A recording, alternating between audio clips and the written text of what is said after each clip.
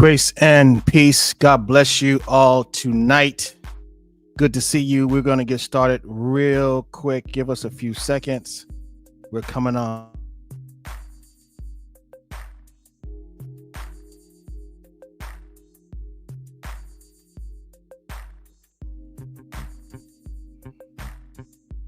All right. God bless you. All right, let's get into this. I'm going to this discussion tonight is going to be very challenging. But I want to make sure that we get off to the right step with this one, only because of the sensitivity around the subject matter. So we want to make sure that we start this off properly. So it's going to be a good one. I think that we're going to be able to handle this wise. I think we're going to be able to speak to this. I think it's important that we have this conversation. It is a subject matter that we've that have been going on for a while. So please do me a favor, share, like, hit the share button, hit the like button. Let the people know that you are on with us tonight. I know the numbers are low.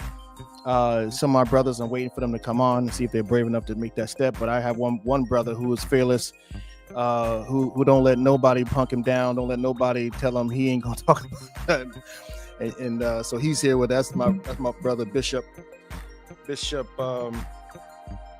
Wilkerson. So we're going to get into this tonight. Very touchy subject, but we're going to talk about it. I think we need to, especially these time that we're seeing with respect to what's going on with Tyler Perry. This is what kind of sparked it. I thought that we should have this conversation because I think that it's something that a lot of our men are dealing with, and we have to kind of address this, and not from a way of bashing. So. All right, so let's get right to it. Let's cut through the fluff. We need to have a real conversation about something most people don't want to touch with a 10-foot pole. Down low men. All right, I want to make sure I put that out there. I don't want to be, but men that are on the down low. And so, we're talking about it. Men who live one life in the public and straight, masculine, some even married, and a whole different life in secret. You see, the danger isn't just in what they are doing, it is in what they're hiding. The question is, why the secrecy? Are they afraid of judgment, embarrassment, or are they struggling with identity in a world that punishes vulnerability, especially black and brown men? Or are some of them flat out manipulating, lying, and hurting people, especially women, while they live double lives? This isn't about being gay, bi, or fluent. This is about deception. This is about emotional damage. Some of these brothers are broken, some are confused, but some are dangerous. So today we're diving deep. No filters, no passes, no sugarcoating. We're talking about trust, betrayal, masculinity, sexuality, the mask too many men wear to survive, and the consequences that come with it. If you are offended already, buckle up, because it's time we took the truth, all of it. And so tonight I want to really work through this, because I know it needs to be dealt with. I know it needs to be handled. I know it needs to be addressed. And there's, like I said before, there's several of our brothers in our communities that are struggling. It's not like we're here to bash. We're not here to bash. We're not here to make anyone feel less than. We're not here to make anyone feel like they are outed. We're just really here to help. When men get together, men start to share, men start to talk through these subject matters, it is critical for us to at least have the conversation. I think we owe it to our community to talk to this. I think we owe it to the various men who are struggling with this to have this conversation. And again, I want to make sure I make this extremely clear that this is not a conversation to bash anyone. This is not a conversation to defame anyone. This conversation is is brought to the forefront for the purposes of helping each other, or brothers helping brothers who battle with this lifestyle, who for one reason or another feel as though that they have to hide, or perhaps feel as though that people won't understand. But even also those who can be predatory, people who are endangering other people with hiding their secret. And so tonight we're going to unpack this. We're going to deal with this from different segments, different points of view. And I think it's so critically important that we do have this. So please do me a favor, as we're gathering, getting ready to get on here, please share, hit that like button, brothers and sisters. Please let someone know that we are having this conversation. Let someone know that you actually love that there's somebody talking about this. There's somebody who wants to give some redress to this. And I believe that we are smart enough, we are mature enough, we are anointed enough to have it. And I got some of the leaders in the church with me to talk about this tonight. So we're going to break this down in a few segments.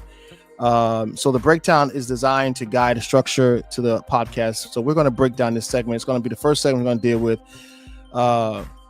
behind the curtain. What is down low?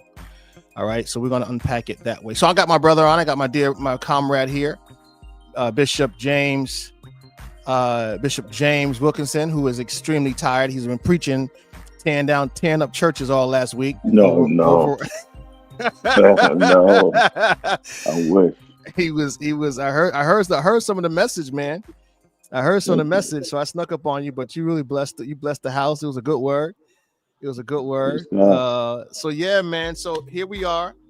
It looks like it might be just you and me. I hope other brothers will get brave enough to come on. I think we need different perspectives. But yeah, it's been a busy week. How you feeling, man? I'm good, man. Tired, but I'm all right. I've been tired before. Yeah, see, I like that. Yeah, me too. My wife and I, man, we've been ripping all weekend. We had a community event on Friday night, and then not to mention the work. Let me just tell you this: I got my grandchildren with me all summer. Right, so I got them. So our whole life is changed, and they go to camp every day. Right, so we got that going on. That started last Monday. So, and then we had an outing on Friday. We had a party to go to, our brother Jack's birthday party on Saturday, and I had to preach on yesterday. You know how it go. So you've been doing the same thing. Convocation, and I had to preach yesterday. So it is what it is. So let's talk about it, man. Okay.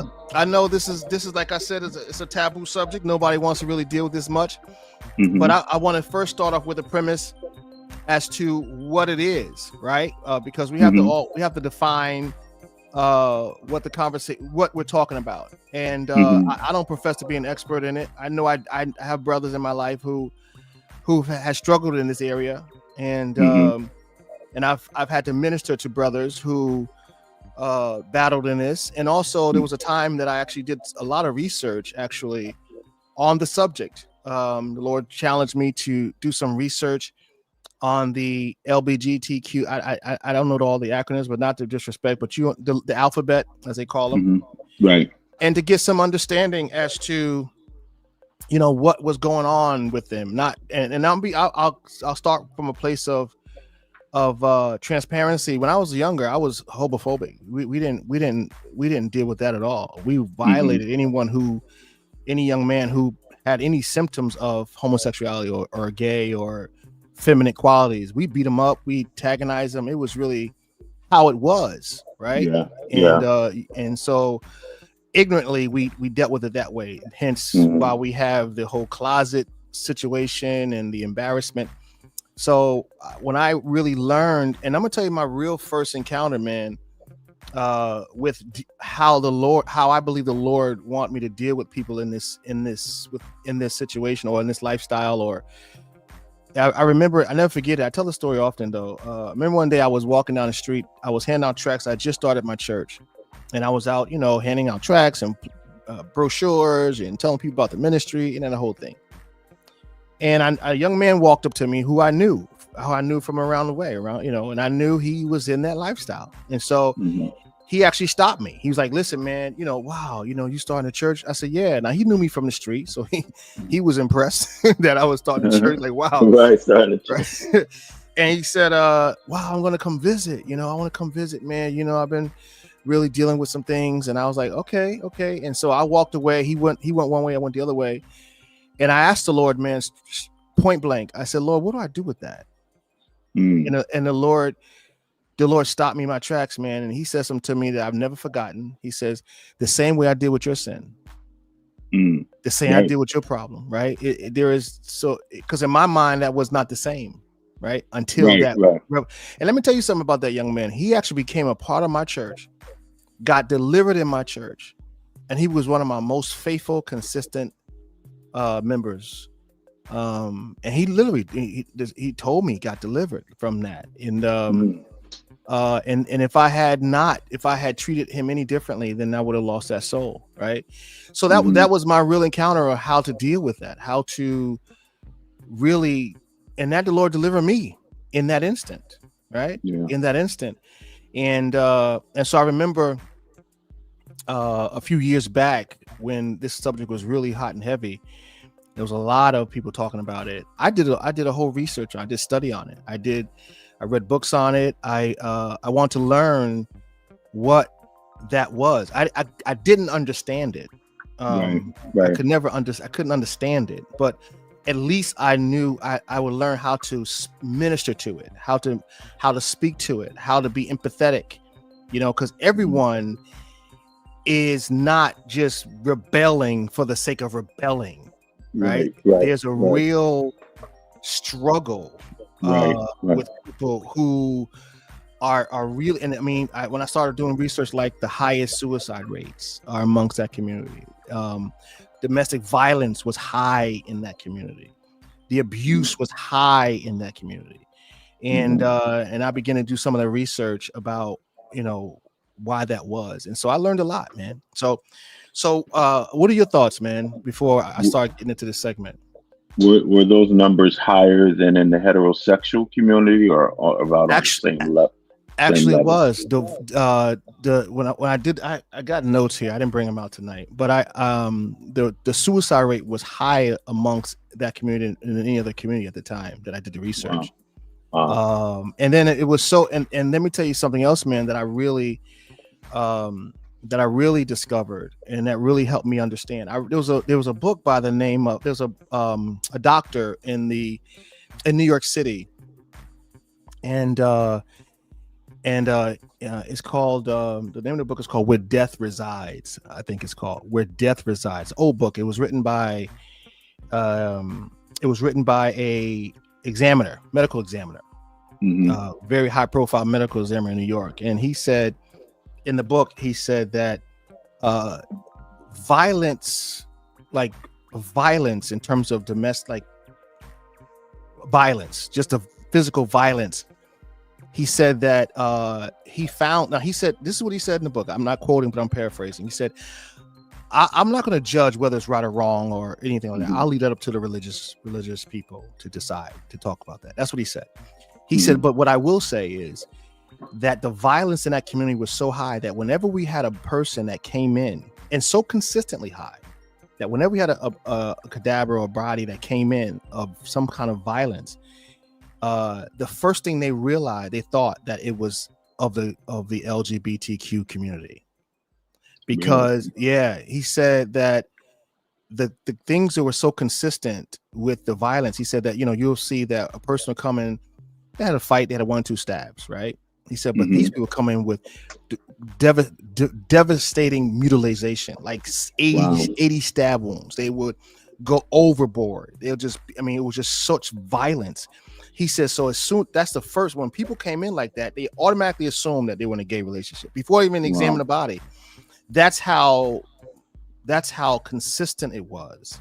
And so that was something that helped me, right, understand, or at least, wow, this is something else, right? And the other thing that really stuck out to me, man, when I was doing some research, I was watching documentaries, and there was a young man who was transgender, right?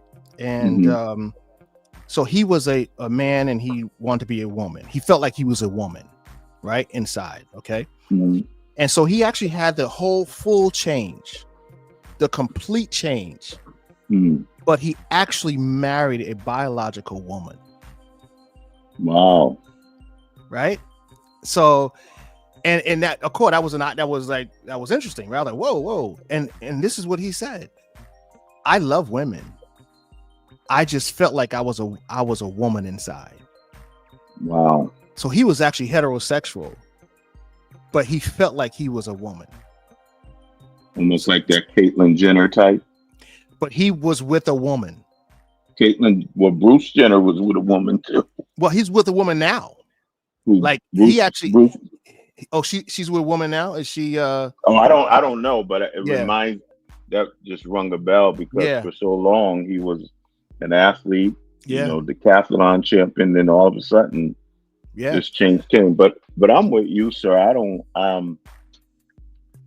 profess to be an expert on it, and we were kind of brought up the same way, where they were brothers to be teased and not embraced because they were different. And it wasn't until I got older, in fact, probably became a pastor, when I did the same thing as you. I tried to learn how to embrace it and minister to it, because I could think of several examples that really shocked me concerning how they felt about the church. Because I invited someone to church one time, and the look that the person gave me, who was in that community, he was like, "Church for real?" And I was like, why did you say that? And then his response to me concerning how he felt about the church and how we were not embracing of them. Secondly, I sat in a meeting with a homosexual pastor one time in this committee. And as I heard her express herself about wanting to be a Christian and wanting to have a relationship with God, despite her sexual persuasion, it just got real to me. And there were pastors in that meeting that were pounding the table like, no, it's still wrong. But at that point, I just felt a level of empathy, because can you imagine, wanting, and we probably can almost relate to that, being in this country, wanting to be a part of a community that doesn't want to embrace you. Wow. That wants to treat you as less than. And so that ignited a level of empathy for me. And I'm glad in your initial dialogue, you made it clear that we weren't trying to stigmatize or stereotype or do anything, because I'm with you. I want to understand it. I don't know how you get there. I don't know how it happens. I don't know if you're born that way. I don't know if they're molested into that lifestyle. Because I hear so many conflicting stories. I don't know. But I do think they're God's creatures, and they need to be embraced and loved, even in the church. Yep. Yeah. I don't think. Go ahead. I'm sorry. No, it's all good. So I agree, and I think that so tonight I want to start with this. Let's kind of deal with it. This is a subject matter. There's a gentleman who wrote a book about this many years ago, and I'm sure you can just Google it. Somebody, I didn't buy it. But there are books out there about it. And I want to say this again. I want to be very clear tonight. I'm probably going to do this every so often, that we're not here to demonize anybody's sexuality. Right. All right. We're only here to expose secrecy and deception. We're only here to kind of help you deal with the fact that, listen, you got to deal with this. You got to, and again, as a heterosexual Pentecostal holiness raised, reared, speaking in tongues, I've come through the very strict and stringent faith in denominations. I do know that there's enough love, there's enough compassion, there's enough blood at the cross, there's enough grace at the cross. But we need to deal with this because there are some people who are hiding, and because they are afraid, they are ashamed. So tonight, one of my discussion points, prompts, is going to be why do some men feel the need to hide their sexual truth, and what does society, faith, culture, and church teach Black men, brown men, any man about masculinity and vulnerability? So let's talk about that a little bit. I think we already kind of dealt with that a little bit, but why do you think that? Why do you think that why do you think they need to hide? Do you think it's just fear, or do you think it's you think it'd be predatory? What are your thoughts, man? Why do you think they need to hide? I think up until the last 10 years or so, maybe, I could see them living in a state of fear where it wasn't something you were just going to readily admit or readily come out with because of the backlash, being backed into a corner, and what could happen to you on the streets, being beaten and vandalized as people. So I think it's a lot of those things.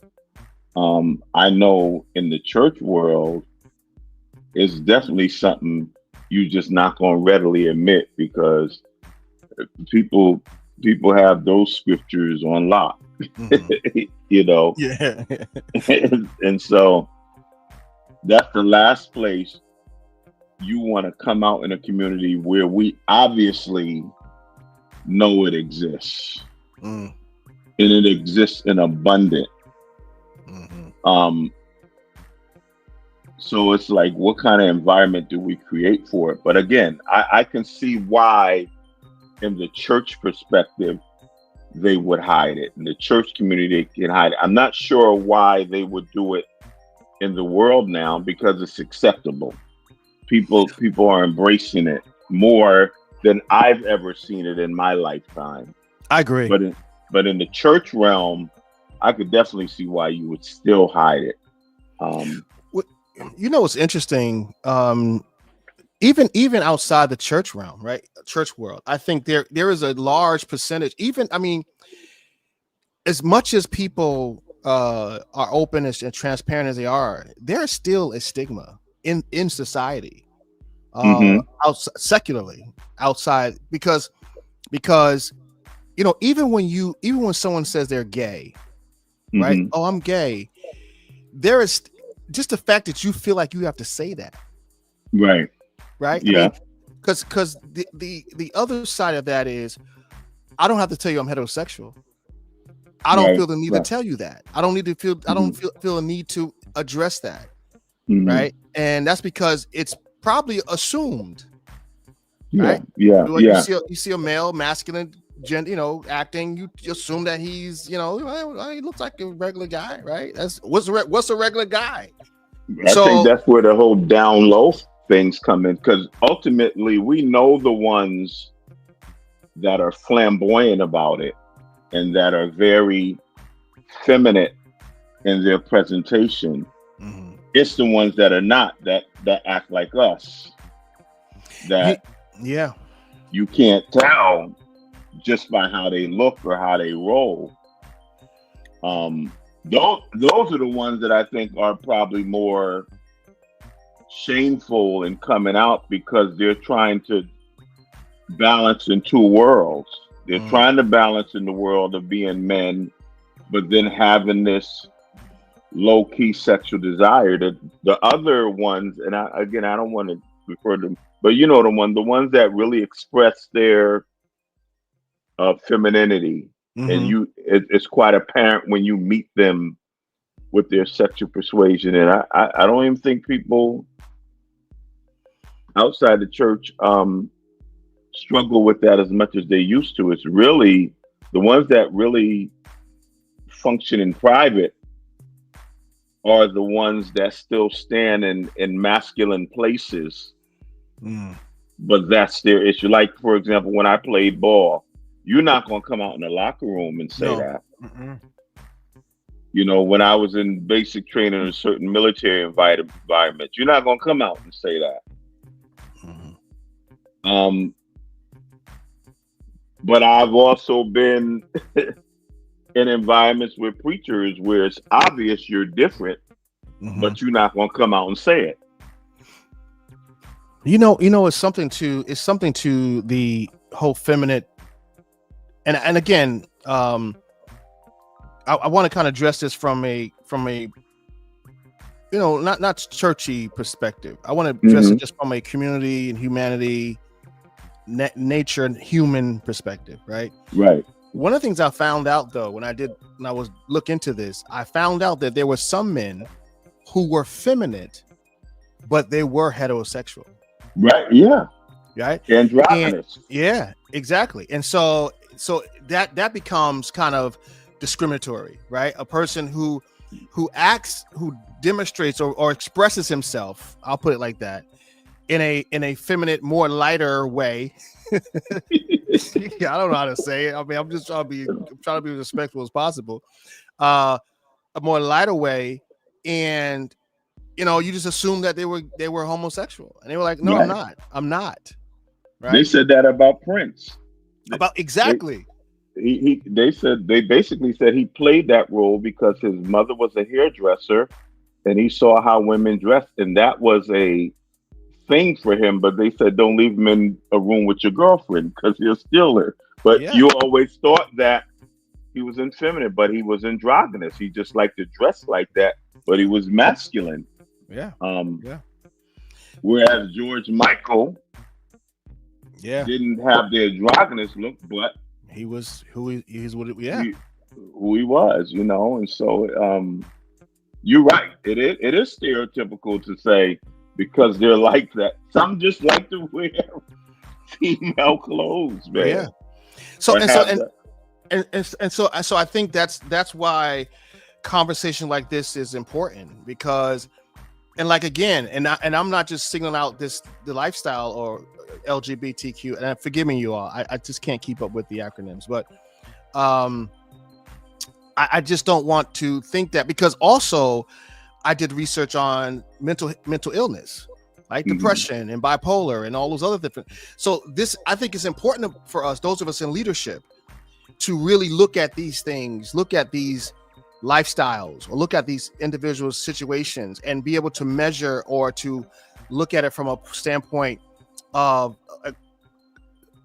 sincere empathy, right? Right. To educate yourselves on because everything is not a demon, right? Agreed. Everything's not rebellion. Everybody's not out here trying. And let me tell you something, man. This is, and again, I know we're talking about the down low, and we're going to deal with that a little more. But I remember watching. This is weird, man. This is really weird. I remember watching this show. It's not weird. I remember watching this show called Shameless. It was an HBO special, and of course it was pretty sexual, high sexual in the content of the show, right? But it wasn't. It was about a family who was kind of dysfunctional, and they were friends to a couple who were hetero. They were married, and it was interracial couple. The guy was white, the girl was black, but they were highly sexual. And she would do like stuff on internet and her body, and she made money that way. And her husband was cool with it, right? Anyway, so eventually they enter into a relationship with the gay couple. A gay couple. You ever seen it? You seen it? I think I saw a couple of episodes. Yeah, and so what happened was, I guess the two women really got good together, and he was like felt left out.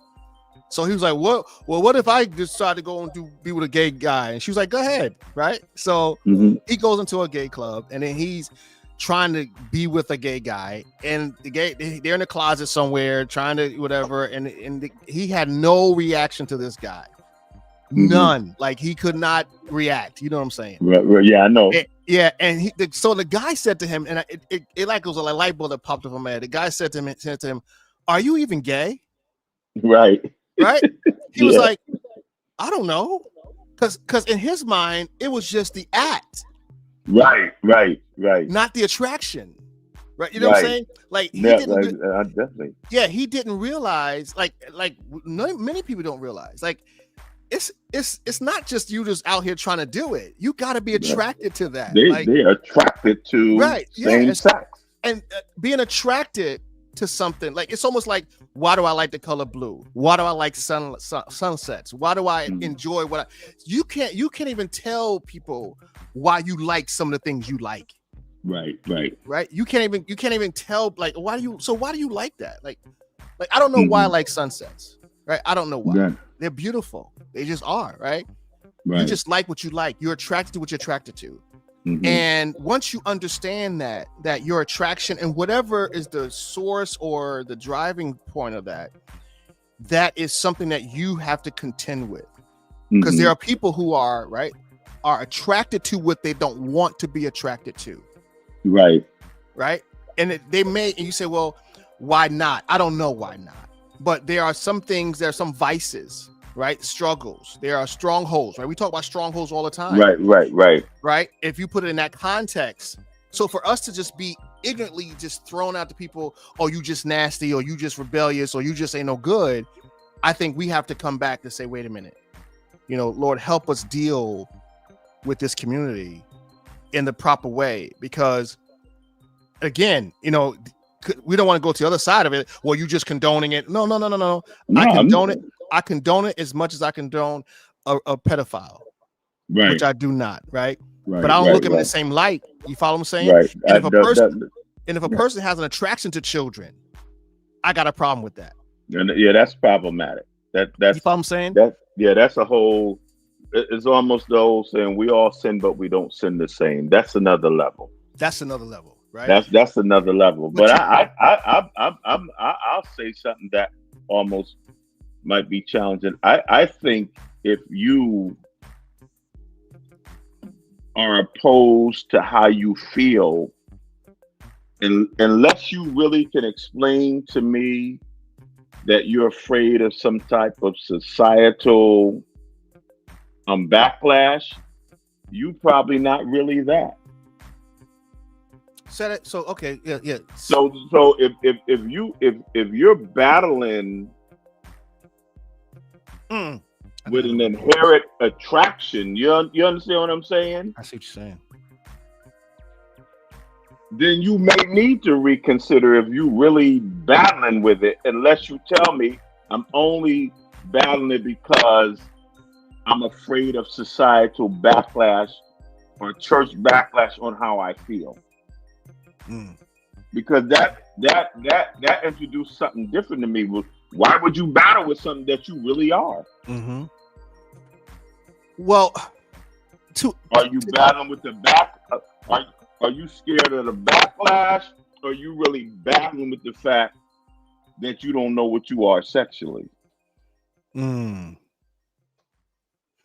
So I want to, and I'm gonna talk to. There was a conversation. I should have pulled it up. There was a conversation that and this is kind of going into what Tyler Perry, the whole thing with Tyler Perry, and this is kind of, like I said, what actually sparked this, right? And this is kind of privacy versus deception. Like, where's the line? Is being private the same as being deceptive? And the question, I gotta say no, but I think they can have the same outcome or the same results, right? Someone can live a down low life without hurting others. That's true, but gets caught in a crossfire, wives, girlfriends, family. So I want to talk to this because I remember when this whole thing came out with Tyler. And there was a guy who professed, I was going to say, allegedly knew Tyler Perry before he became the Tyler Perry we know, right? This was many, many years ago, like 12 years ago. Tyler Perry's movies were coming out. It was, He was making a lot of money, and this guy was, of the LGBTQ community. And he actually said that he knew Tyler. They were in Atlanta. They were in this whole community, and they would go out together, and Tyler would have lunch allegedly have lunch with them and speak, hang out with these guys. And he said, and he was like, he wasn't trying to bash Tyler. He really didn't want to talk about it. You could tell he was really pretty sincere, and the way he came across about it seemed like he was sincere. He wasn't trying to hurt Tyler. This is 12 years ago. Okay. And he said that he was having a conversation with Tyler, and Tyler was, because Tyler was in a church. He's a minister in a church, and he said to these guys that he could not let anyone know that he was actually gay. Right. He said because his plays would not do well because they were predominantly for the church. A lot of church people supported his plays, and they said that he said that if he came out, they would not support him. He felt like they would not support him, so he really had to keep it secret. Right. And the gentleman, he said, I took issue with that. He said, I took issue with that because Tyler could have done so much to help the community. Right. And he felt like he didn't care for that position for different reasons. All right. For different reasons. I mean, it was just that you could do so much to help bring awareness and to support those people who are dealing with these issues. There's a lot of different issues in that community. And so that was his take. And so when I thought about, see Kimberly's comment. I thought about that being kind of a dual situation, right? Yeah. Privacy and deception. Yeah. Right. Yeah. Because for different reasons now. For professional reasons. Yeah, but it's still deception, right? It is, but there are some that that's why it's such a big deal when the first gay professional football player enters the locker room, or the first gay professional basketball player. But I would say this, and this might be a controversial statement to say. If you really have that, are you really something? Can you really be delivered from it? That's a good point, and I'm going to talk about it. I think that's a good point. What I do believe. Okay, I don't know if I want to answer that question now. I think I want to. You want to table it for later? I want to keep that on the hot seat. Let's bring that back around, because I do have a real thought about it. I do have a well thought out response to that question. Okay. Right. Okay. Because I think that it's probably going to shock. I don't know if it's going to shock people, but I think I have a real thought out. I have a real. It's probably going to shock me. It's probably going to shock you. So I think, so privacy versus deception, right? And I think I brought up one of those things. And the reality is this, because now deception, again, they may not look like our idea of deception, right? Because we just pointed out that Tyler is in this privacy space, right? Because he doesn't want people to know, but for deceptive reasons. But if he's never discussed his sexuality, allegedly, is it really deception? If we've never really seen him dating anybody, we've never really known what his sexual preference was. He kind of left that private. So can we assume it's deception, or is it just being private because of your professionalism? Like I've heard Stephen A. Smith say, if I'm dating a woman and she comes out and says something publicly, it's over. He's done with because our private life is my private life. So do we hold him at a different standard because he's heterosexual? No. I think they're different. I think they're different. So let me explain what I mean. So if you bring in this Stephen A. Because he did say that. His whole thing is he wants to he's heterosexual, right? Right. And his reasoning for not bringing it out is because he does not want his private personal life, like who he's dating, who he's with, to come out to the public. Not because he's hiding that he has someone in his that he is dating, but he doesn't want to know who. He don't want people to know who he's dating, right? Versus, and his only reason for that is because he doesn't want that to be out, because he doesn't want that to be talked about in the space, because he's clearly dating someone. He's not hiding that he's dating or he loves women, right? For that purpose. He's hiding for a different reason. Tyler, specifically, from what we said allegedly, based on the conversation that this gentleman said he had with him allegedly, I gotta say all this stuff, I guess now, that he does not want to. He said he have a wife and a baby, Bishop. Who's that? Who said that? I guess Kimberly said that. Said that about who? I guess she said it about Stephen A. Smith. No, he don't have a wife. No, he does have a baby though. He has a child. Yeah, he has children. She was just on his show. He has a couple. Yeah. So I want to finish packing that. So, but Tyler is saying, like, I can see Tyler saying, okay, this is how I am, but who I am with that is who I am with is private. That did not be the same thing. Because it's dangerous for me professionally. But I don't think Stephen A. has the same issue. I don't think he thinks it's dangerous. I think he just doesn't want it talked about. Not because he thinks it's dangerous. Okay, so the challenge is this, right? Now Tyler's he's different because Tyler a billionaire. Stephen A. is a millionaire. Yeah. But again, I think Tyler's hiding it for different reasons. Because Tyler he's hiding it.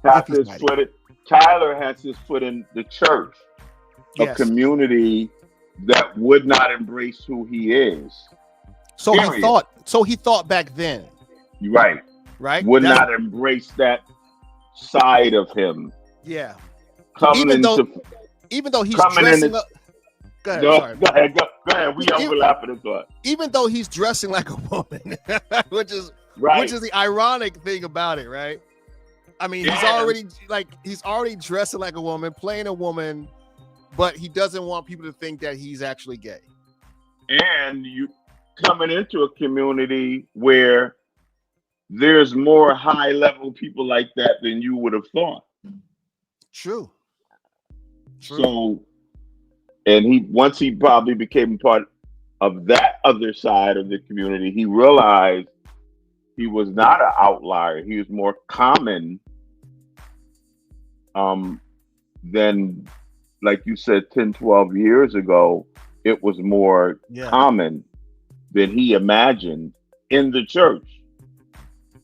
Even with the stance that the church takes against it, it's common. And it's almost hypocritical that we force them to live their lives privately, but they could write some of our greatest worship songs, our greatest choir songs. They could put on some of our biggest conferences, preach to some of our greatest but then we force them to live that side of their life on the low, because if they came out with it, it's not going to be embraced. And as long as you keep it under wraps, and we know it, but you can't say it. Yeah. So and don't forget the point about delivered. We talked about that, right? I don't forget that. Let me write it down. Can it be delivered? I'm writing. I'm getting older. I'm getting older. All right. So are they for? So can I ask you? Are we forcing them to be private, or are they really just making that decision? It comes back to what. Go ahead. Go ahead. No, go ahead. No. You're right. Go ahead. Because I thought they're overlapping at the same time. No. I'm sorry. No, you go ahead. Because that's what I'm thinking. Maybe we, one side of the society that he was trying to function in, forced him to function like that. Like there's segments of society with heterosexual men that say it's okay for you to have a woman on the side. They expect it. It's common in the church, but you can't say it. You know what I'm saying? So that's part of that right there is part of the discussion about deliver, right? Mm-hmm. Because you'll find people who will literally use that as a justification for doing what they do, right? Like you use what? You'll use the fact that you have these guys with multiple women in the church and that being accepted because it's in the same bucket, right? I always use the analogy about all the list of sins in that one bucket, right? Right. And so there's a lot in that bucket, right? And there's something, if you dig deep enough, there's something in that bucket for all of us. Right, there you go. There's something in that bucket we all like that we have to say no to, right? Regardless of how we feel, regardless of how much we want to, because then it gets to that, right? It gets to, again, is it deception? Is it privacy? Is it predatory? Right? So, but I guess we can do that. Hold on, let me see if we're in that part of the segment yet. All right, so we dealt with deception. I think we dealt with privacy versus deception, right?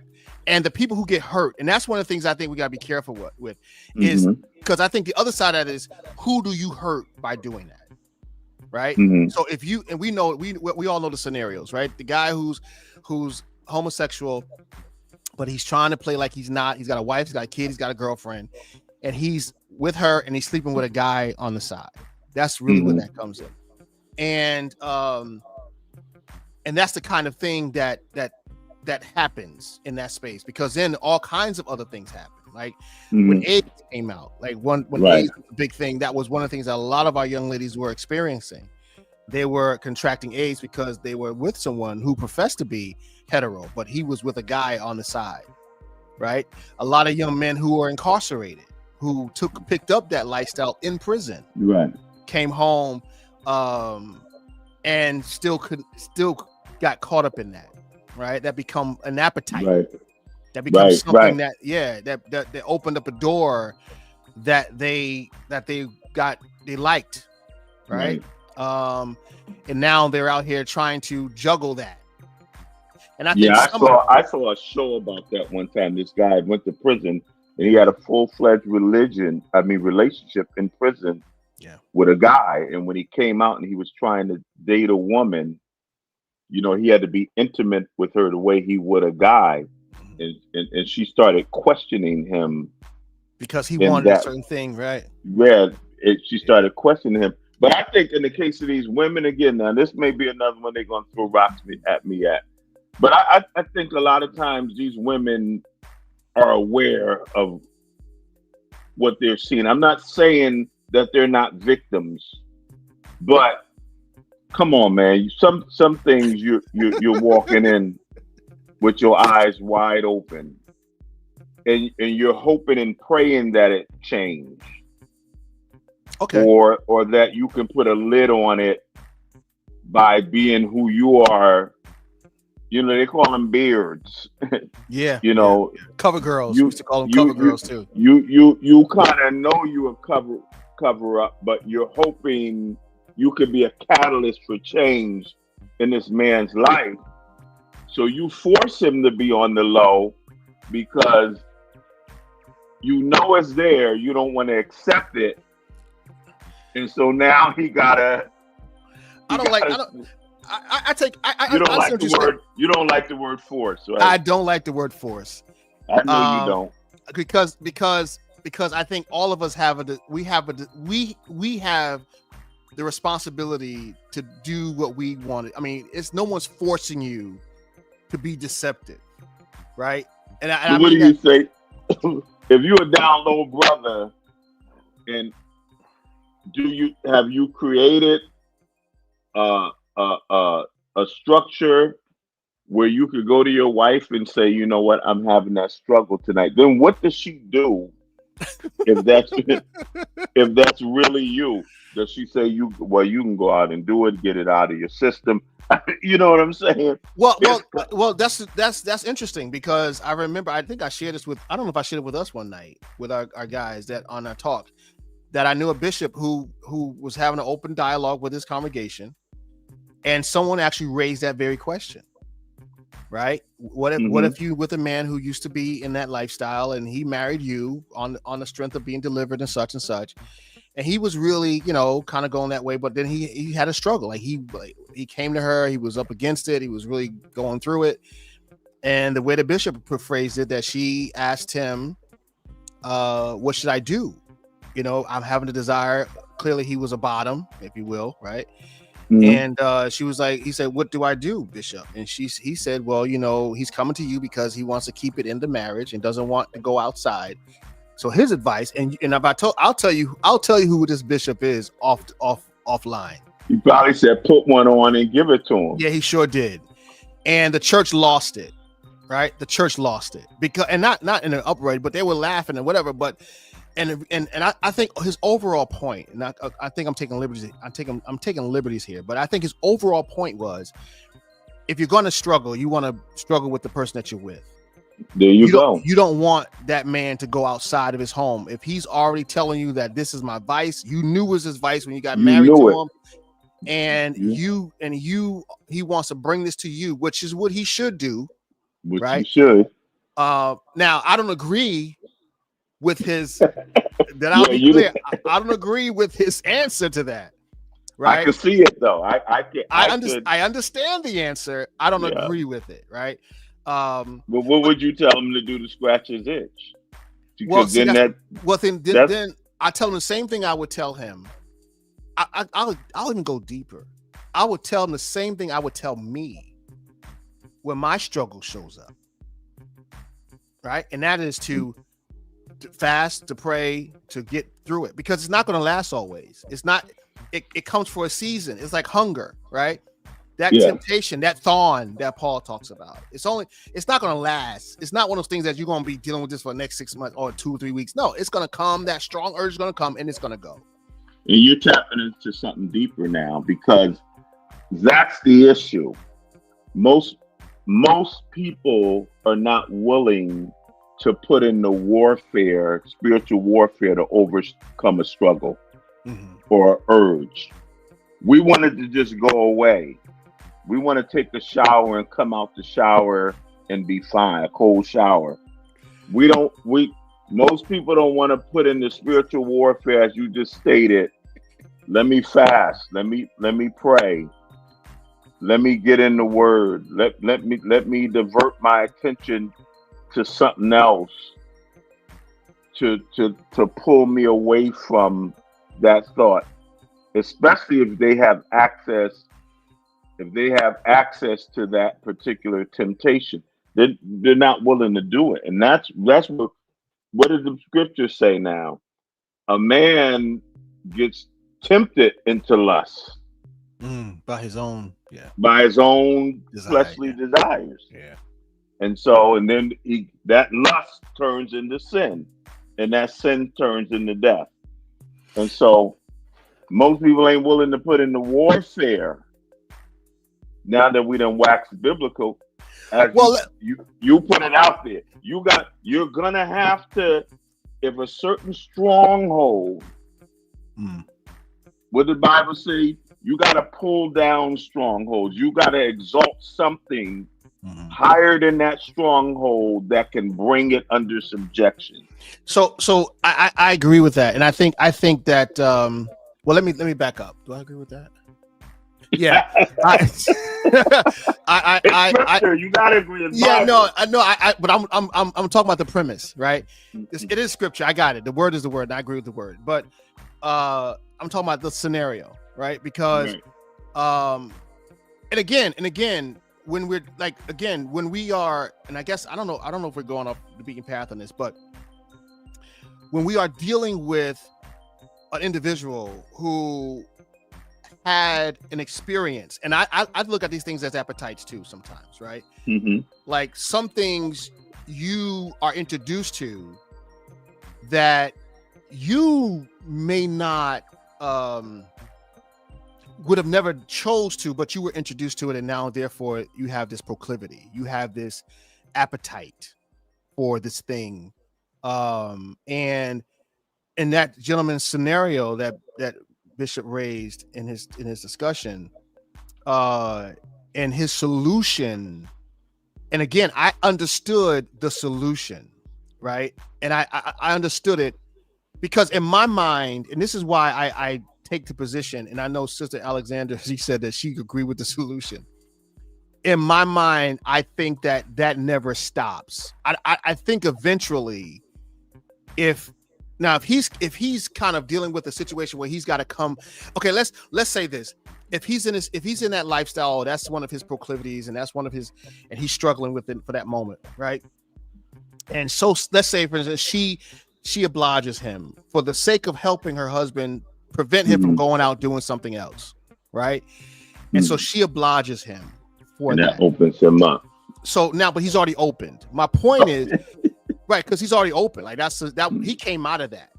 Right. He's trying to do this with her. Mm-hmm. And she's like, and I can see her agreeing to that with the premise that either it dissipates, because eventually it will, right? Even natural sexual desires eventually wind down when you get over time. Yeah, right. Eventually it's gonna. I mean, you're not just gonna want that like anything, right? Even the stuff that you want, you ain't gonna want at the you ain't gonna want not on the level you want it now, right? Yeah, yeah. So the danger in my mind is if that is going to if that is going to help him not go out and do something else, then I understand even more so why that may be necessary. And that's what that's my thinking. That's your thinking, right? Because you just said something important too. Because it goes back to the original sin, and I always remind people of this. When the Lord was walking through the garden, and Adam and Eve said we hid because we were naked, God said, "Who told you we're naked?"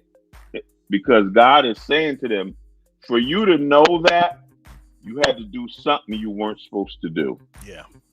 And so a lot of times certain strongholds are introduced to us that God don't want us to know we have certain proclivities, but we operate in areas that God is saying, don't operate in this area because you're going to hide from me if you do this. Yeah. This is going to be a lifelong struggle if you do this. That's a good point, man. You are struggling with a struggle that I didn't want you to know you had. Yeah.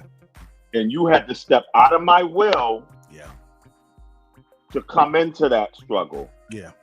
Now, as back to your point earlier, for you to get over that struggle, you got to get deeply back in my will. Yeah. Yeah. You got to fight in my will like never before, because I didn't want you to know you had that struggle. Yeah. Yeah. Yeah. I didn't want you to know you had that battle. So we got that principle from the beginning. Yeah. Yeah. I think I believe that we are responsible to help, because I think that's one of the things that couples struggle with is that whole transparency. One of the things that my wife, we had a long conversation about the other night about communication, and we talked about, and my wife and I, we're so open with each other. We're so transparent. There's no shame. There's no judgment. And we talk about whatever it is that's on our heart or mind or whatever. And we talk about past and still for things that we have been introduced to and things that we're interested in, what we like, what we don't like. And that helps us because it's the one place where who else are you going to talk to about this? Exactly. Right? And I think that if you can't have that open, judgment free, and that's where a lot of hiding comes into play, because a lot of men don't feel like their relatives, their family, their lover, their wife, husband, whatever the situation is, feel as though they can't express that. And then there's got to be some parameters put in place. There's got to be some protection, security, right? Because that's the reason why you want to share that. Not because I want to go out here and bring up stuff. No, I want us to be accountable to each other. I want to be able to be heard and seen and recognized and still respected. Right. You got to make it a safe place for me to express that. Absolutely. And it can't be something you use against me later to harm me. That's right. Not even in a joke, because I'm expressing this seriously to you. Yep. And I need a safe, secure space to express this. And you're right. That's a very poignant point. Yeah. Yeah. To create an environment where, listen, I might disgust myself out of the desire. That's right. The desire might become less intensified if I can express to you openly that I'm having it. Because a lot of this stuff is secrecy is an aphrodisiac. Come on now. Right? Secrecy is an aphrodisiac. There is something innate in the human that loves the idea of doing something you are not supposed to do. I think even Paul brings that out where, there's something in us that desires what we're told not to do. Yeah. Right. Didn't David say, cleanse me from my secret faults? Absolutely. Yeah. So, and that's really, I believe, if you take away that, I think kind of opening that up, like, okay, listen, you have a place where someone can, okay, well, it's not a secret. I have this dirty look, and they talk about infidelity. Mm-hmm. One of the thriving points or thriving incentives to infidelity is secrecy. Secrecy, yeah. Feeling like you had something and you got away with it. You touched something you weren't supposed to touch and you got away with it. Mm-hmm. It gives a rush to certain people. Some people, right? And a lot of times, and that's why you find, this is very interesting, you find that the people that people cheat with, if it gets exposed, they never end up with that. Very rarely in the scenarios where they end up with the person they cheated with, because the thrill is gone. The thrill is gone. Right. Once everybody know, the thrill is gone. That intensity ain't there. Yeah. And so I think that we even in the church, or even those of us in our communities, that when someone comes out to you, right, and again, it's getting more and more accepted in our society, but it still has that tinge, man. It still has that little tinge that you still don't feel like, because you're actually cutting across the grain regardless, right? There is a natural way that the body is to function, right? I know we got people who agree to think differently, but that's fine. I'm not arguing with you tonight. Right. But there is something to the fact that it's not all about societal discrimination on that lifestyle.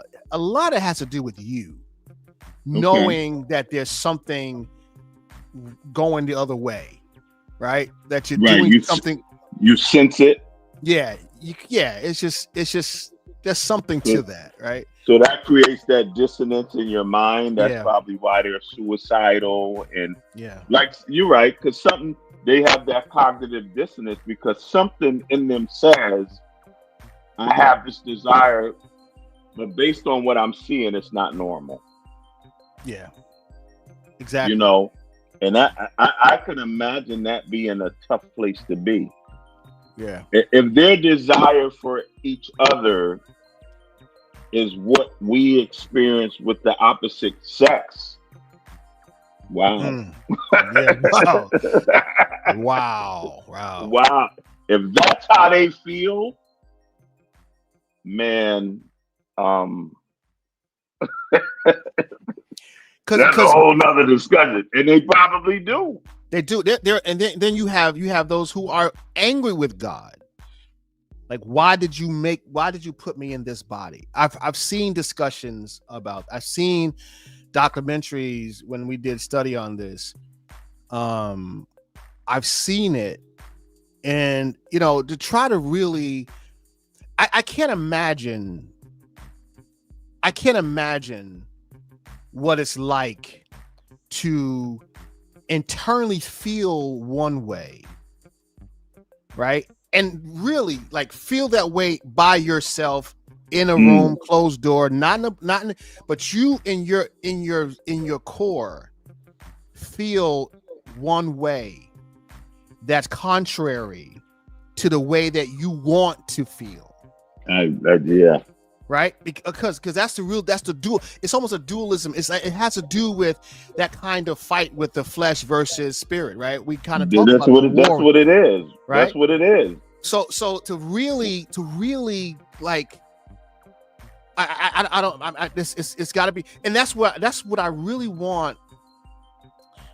The reason why this discussion tonight is important for us is because it's easy to throw everybody away that don't agree with us, or everybody away that don't fit a certain form, but then why ministry? Why deliverance? Why do you need us? Right.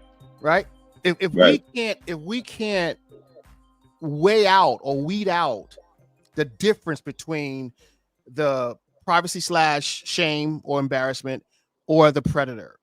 And sometimes, like you said, the predator that comes out in some of these scenarios start with something else. Yeah. Right. And let me say, Apostle, that's different. Predators, those that, because I by no means do I believe everybody in that lifestyle is a predator. No, I don't either. But the ones that become predators, then they need to be weeded out. The ones that are operating in privacy or embarrassment, they need a place to land. The predators need to land in jail. Just like if it was a heterosexual predator, you need to land in jail with kind of mentality. So let's deal with that for a few minutes. I want to, those of you who are in the chat, if you want to come on, I'm going to drop the link in here. If you want to, I want to bring in some of the young ladies, Joan Alexander, if you want to come on, Patricia Allen, these people I know, Maria, Kimberly Marie, if you want to come on and kind of talk to some of this, we'll invite you on tonight. I'm going to drop the invite link in the chat. If you know somebody who's in this lifestyle who can give us some insight, hit them up. Yeah, tell them come on in. We will be glad to have them come in and share with us tonight. I put the chat in I put the link in the chat because we're again I had to really really want to deal with this because my heart is for the soul, right? Me too. Because the soul is who Jesus died for. That's me. What's going on in this flesh is going to die. The Bible tells us, regard not the flesh, right? We have this treasure in earthen vessels. Absolutely. It's gonna pass, and that's what settled it for me, Apostle. When I sat across from that lady that was a pastor, and I saw her in tears trying to explain her struggle. And then lack of acceptance, although there was desire to have a relationship with God. I was like, I sat there while some were pounding the table saying no. I was literally in tears saying, I couldn't imagine feeling like that. I want to love a God, and his people are telling me I can't love him because he don't love me. Because of my sexual persuasion. But see, you know what the sad commentary to that is? That then that kind of, again, with all sympathy and with all empathy, I think once you come to realize that people can't tell you who God loves and who he don't love. God loves us. God loves us when we're at our worst. So I mean, absolutely. But the real challenge is that people feel like they're not accepted. Right. And they're not going to be embraced by the community. And it's so hard. Yeah. Go ahead. No, go ahead. So that's when they stay private. Yeah. Or when it's discovered, they become embarrassed. Yeah. Like those two, to me, are separated from predator. So yeah. And predator on any level is not acceptable. So in prison, right? Because I've done a lot of prison ministry, and in prison, one of the things that you find is that there are people who are predators. Mm-hmm. Right, they really are, and there are some who are open predators. They're not like just like I'm a predator in the dark. No, they gonna tell you they coming at you. They're gonna come at you. Their intent is to violate you and to make you into a woman, and whatever they do, and that is, and again, we don't. There's a place for predators, right? The other side of that is most of these predators have been violated too. Absolutely. Right. Absolutely. So they are victims of their condition. Right. And so that kind of, that kind of callous mentality, that kind of violent mentality, they become predators, right? Yeah. And again, there's a place for them, and there's also it's crazy, man. There's salvation for them too, right? There is. And so although we don't really like the damage that they cause, and we don't like what it does, there still has to be, and this is tough. Okay, let me tell you where I had to experience this. I had a gentleman who was a young man who was in prison, and he was in prison for being with an underage girl, right? And I was a chaplain at the prison in New York, and she wasn't like 12 or 10, she was like 16, right? So, and he legitimately, okay, so he says he didn't know, but come on, I mean, that's debatable, right? I mean, how do you not know? Right. And it also goes to the psyche of the person, right? So you don't know what kind of mindset this guy is. Anyway, but the problem was he called me because the men in the prison were really gunning to get him. Yeah, they're against that. Yeah, they were, which is ironic, right? But they were gonna kill this dude, and he knew it. And so he called me. He had the chaplain call me. Well, the person that was on duty called me.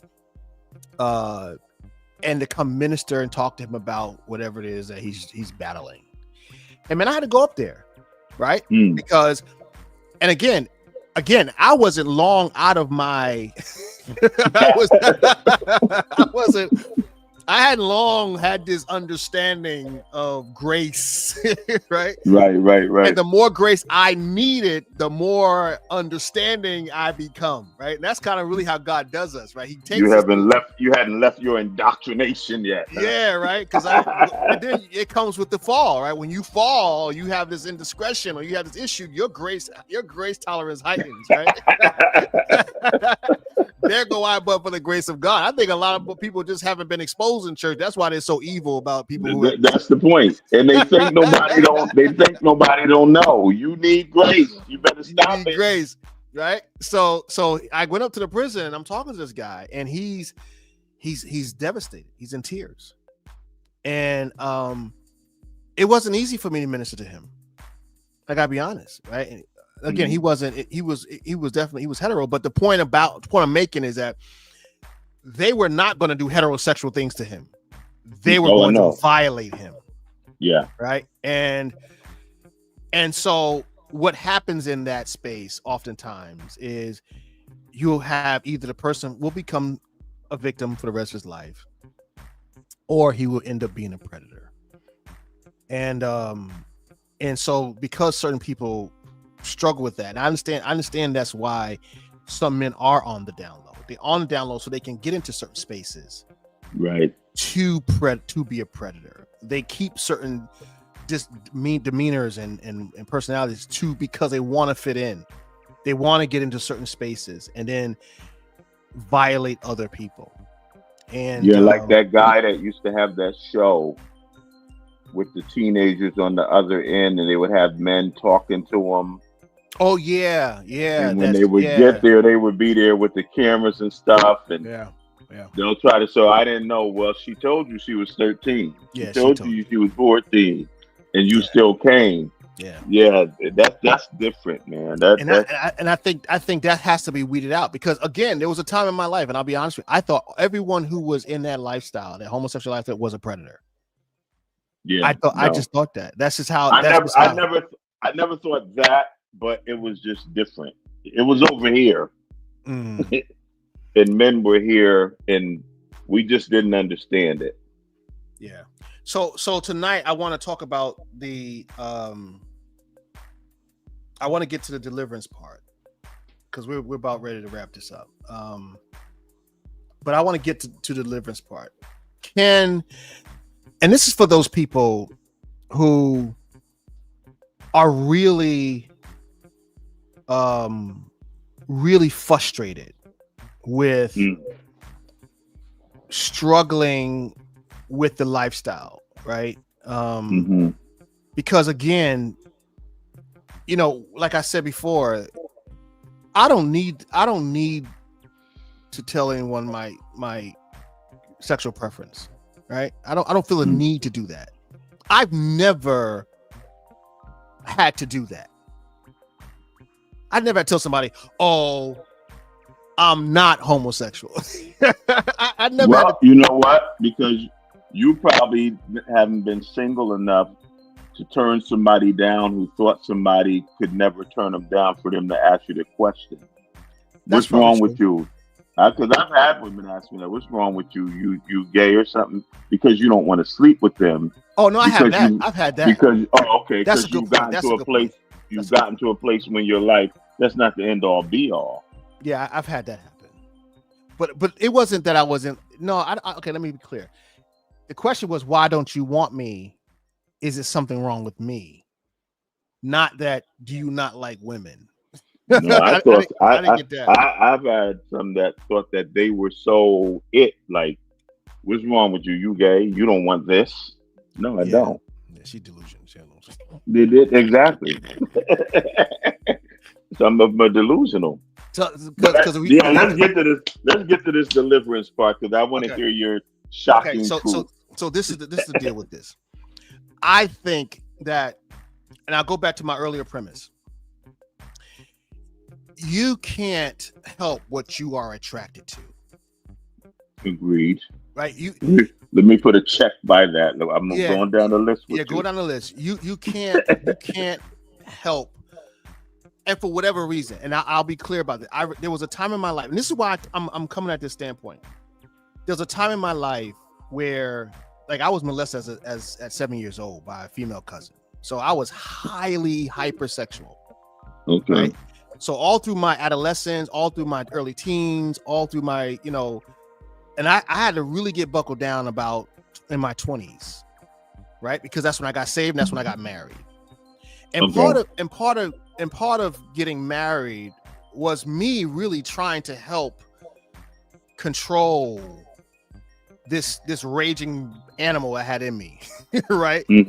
Which was something that I've lived with for most of my life, even in my early teens. Remember, I was molested. I was having sex at 7 years old. So you were open, yeah. I was wide open, right? And this was and so now I'm coming to. I know this is wrong. I have these rages, these urges. I mean, I didn't have a single girlfriend.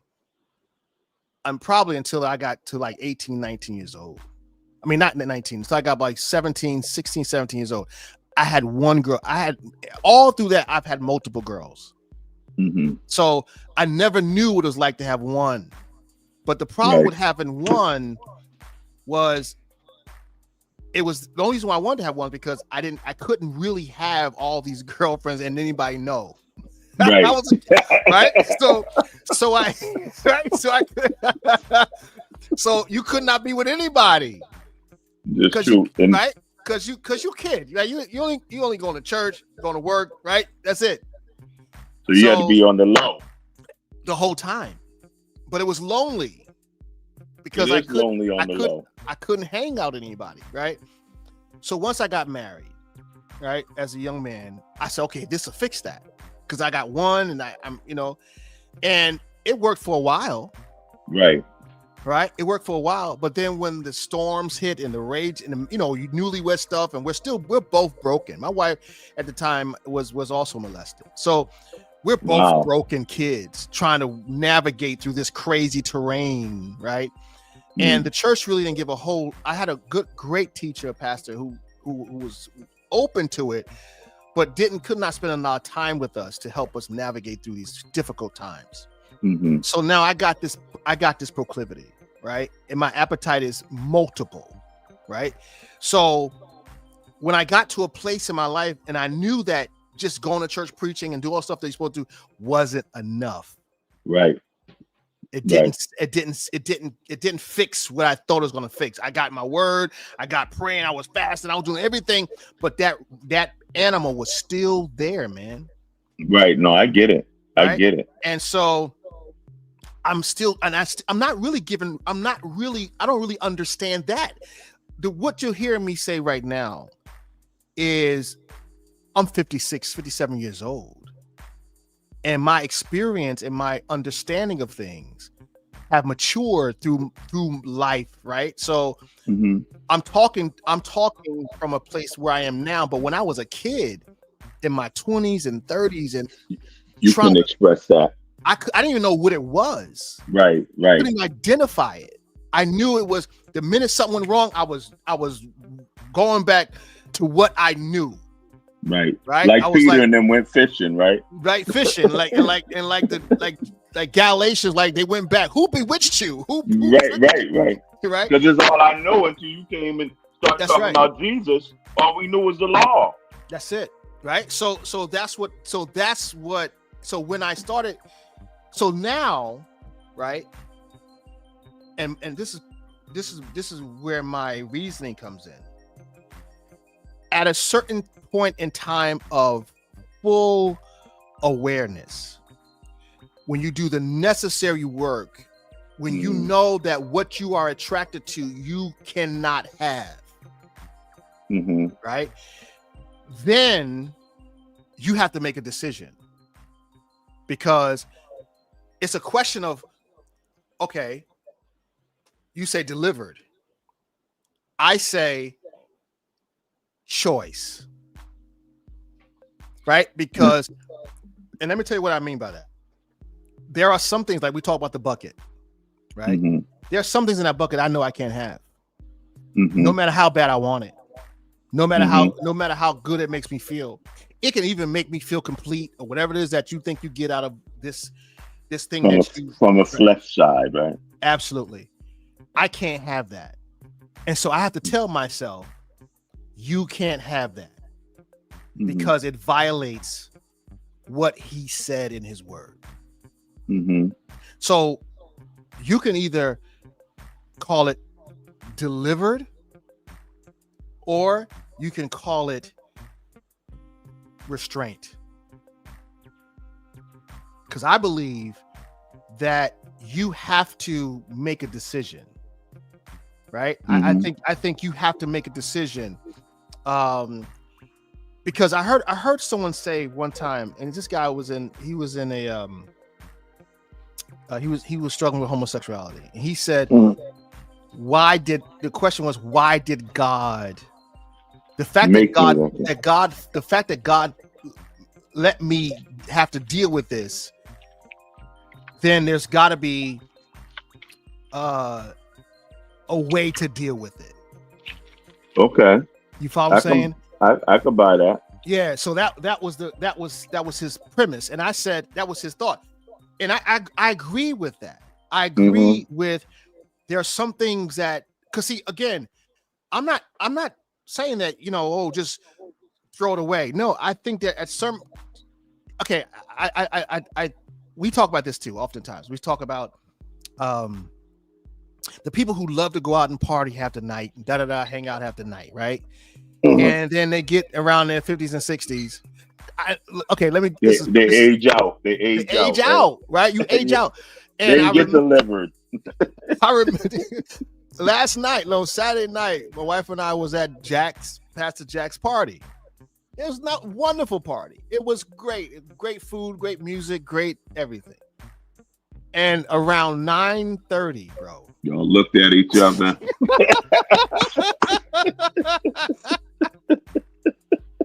I said, now, you know, back in the day, you weren't even out the house at 10 o'clock. Right. If you were at the club at 10, you was early. That's me. You were like, no, you hitting 11, 12, but at a certain time of your life, certain stage, those things are no longer appealing to you. Right. And when you're with the right person in that space, but you talked about something as a choice of restraint. Mm-hmm. If we go back to biblical for a moment, that's one of the fruit of the spirit, temperance or self-control. Self-control. That we have to, you have to have that in a whole lot of areas, rather. That is one of the fruit. Yeah. That allows you to know that you have it. We always talk about love, joy, peace, faithfulness, but temperance is in there. Yeah.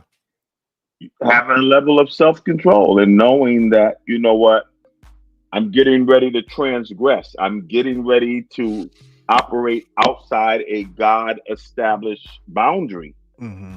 Yeah. And do I want to pull myself in, or do I want to take that transatlantic flight into transgression? You know what I'm saying? I know exactly what you're saying. And I remember having these conversations with my covenant brothers, man. I remember there's a time in my life where I was literally struggling with this desire. It was so heavy on me at times. I thought it was God's will. I'm telling you, brother. You laughing, right? No, but I get it. I get it, right? You like. Wait, Lord, am I? Because you really. Lord, you just made me like this, right? You just made me like this, and apparently David had this thing. Solomon. I had biblical precedent, right? I have more justification from the scriptures than those other guys, right? And that's true. That's true, right? True. So in my mind, I was like, well, maybe I missed it. Maybe they don't get it. Maybe this is maybe they don't get it. Maybe they don't understand people with my situation, right? What do I sound like? I sound like, right? Yeah.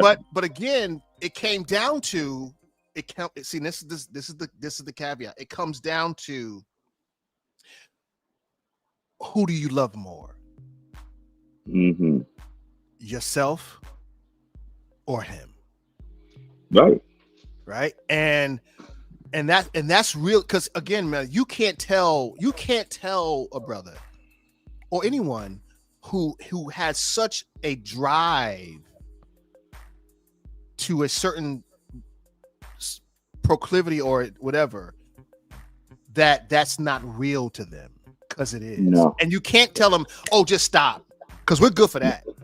No, the only way you can stop is, and this is how I explain it to people, you got to find a greater law than the law that's trying to pull you. The law of the spirit of life in Christ has freed me from the law of sin and death. The way I explain it to my church is, when you're in the plane, you're operating in the law of lift. Mm-hmm. And as long as those engines are working, the law of lift is greater than the law of gravity. But it don't mean gravity ain't pulling. That's right. If them engines stop working, good point. That's really good. Gravity is going to pull you right back to the ground. So it behooves you to try to find a greater law than the struggle that you're in, because that's the only thing that's going to pull you out. Yeah. And I really believe that the flesh is the flesh, right? I think that if the flesh can hold on to anything, it will hold on. If it can get a grab, it doesn't matter what it is. And I think because society or though whoever makes that particular proclivity more, how do I say it? More, I guess I don't know the word I'm looking for, but because they tend to think that, well, this is how I'm made, and I shouldn't have to compromise how I'm made to fit society's perception. Fit our mold, right? But I think that argument is weak because I think we all have to fit. I get broke sometimes. I need money sometimes, but I can't go into a bank and just rob the bank. Right. And everybody say, "Oh, well, yeah, because I'm broke." I think you have to kind of give some, because I think it goes both ways. You follow what I'm saying? I think sometimes, sometimes in that community, they think that you should just accept. We don't have I don't have a problem with what you do. And I don't have to agree with you to like Absolutely. You. Like that's the issue I have. Here's the issue I have, and it might be off the path. You're doing to us what you think the church is doing to you. Wow. And you're trying to fuss me into, cancel me into. I don't have to accept your sexuality, even if I like you. You can't make me accept that, but I can still love you. Yeah. You can't make me be in agreement with that, but I still love you. Yeah. You know what I'm saying? And so you're doing to us what you don't like us doing to you. Or if you don't like this, we're gonna cancel you. If you don't accept it, why? When did sexuality have to be something that had to be forced to accept? Yeah. Because as you said, you don't have to walk around saying, "Well, if you don't accept my sexuality, my heterosexuality, then we're gonna have some problems." You don't have to. Mm-mm. But you got a whole flag that you call pride. Pride comes before destruction. Yeah. Or haughty spirit before falling. Again, I'm not judging. I'm just saying from another perspective is that I agree you have rights. I agree even in the kingdom you have rights. But you can't make us accept your sexuality, even though I'm dying to understand it, to minister to you and have empathy. Mm-hmm. I don't have to like it. Yeah. You know what I'm saying? I don't have to, like, I don't even have to embrace it to embrace you. That's true. And I think that's the problem.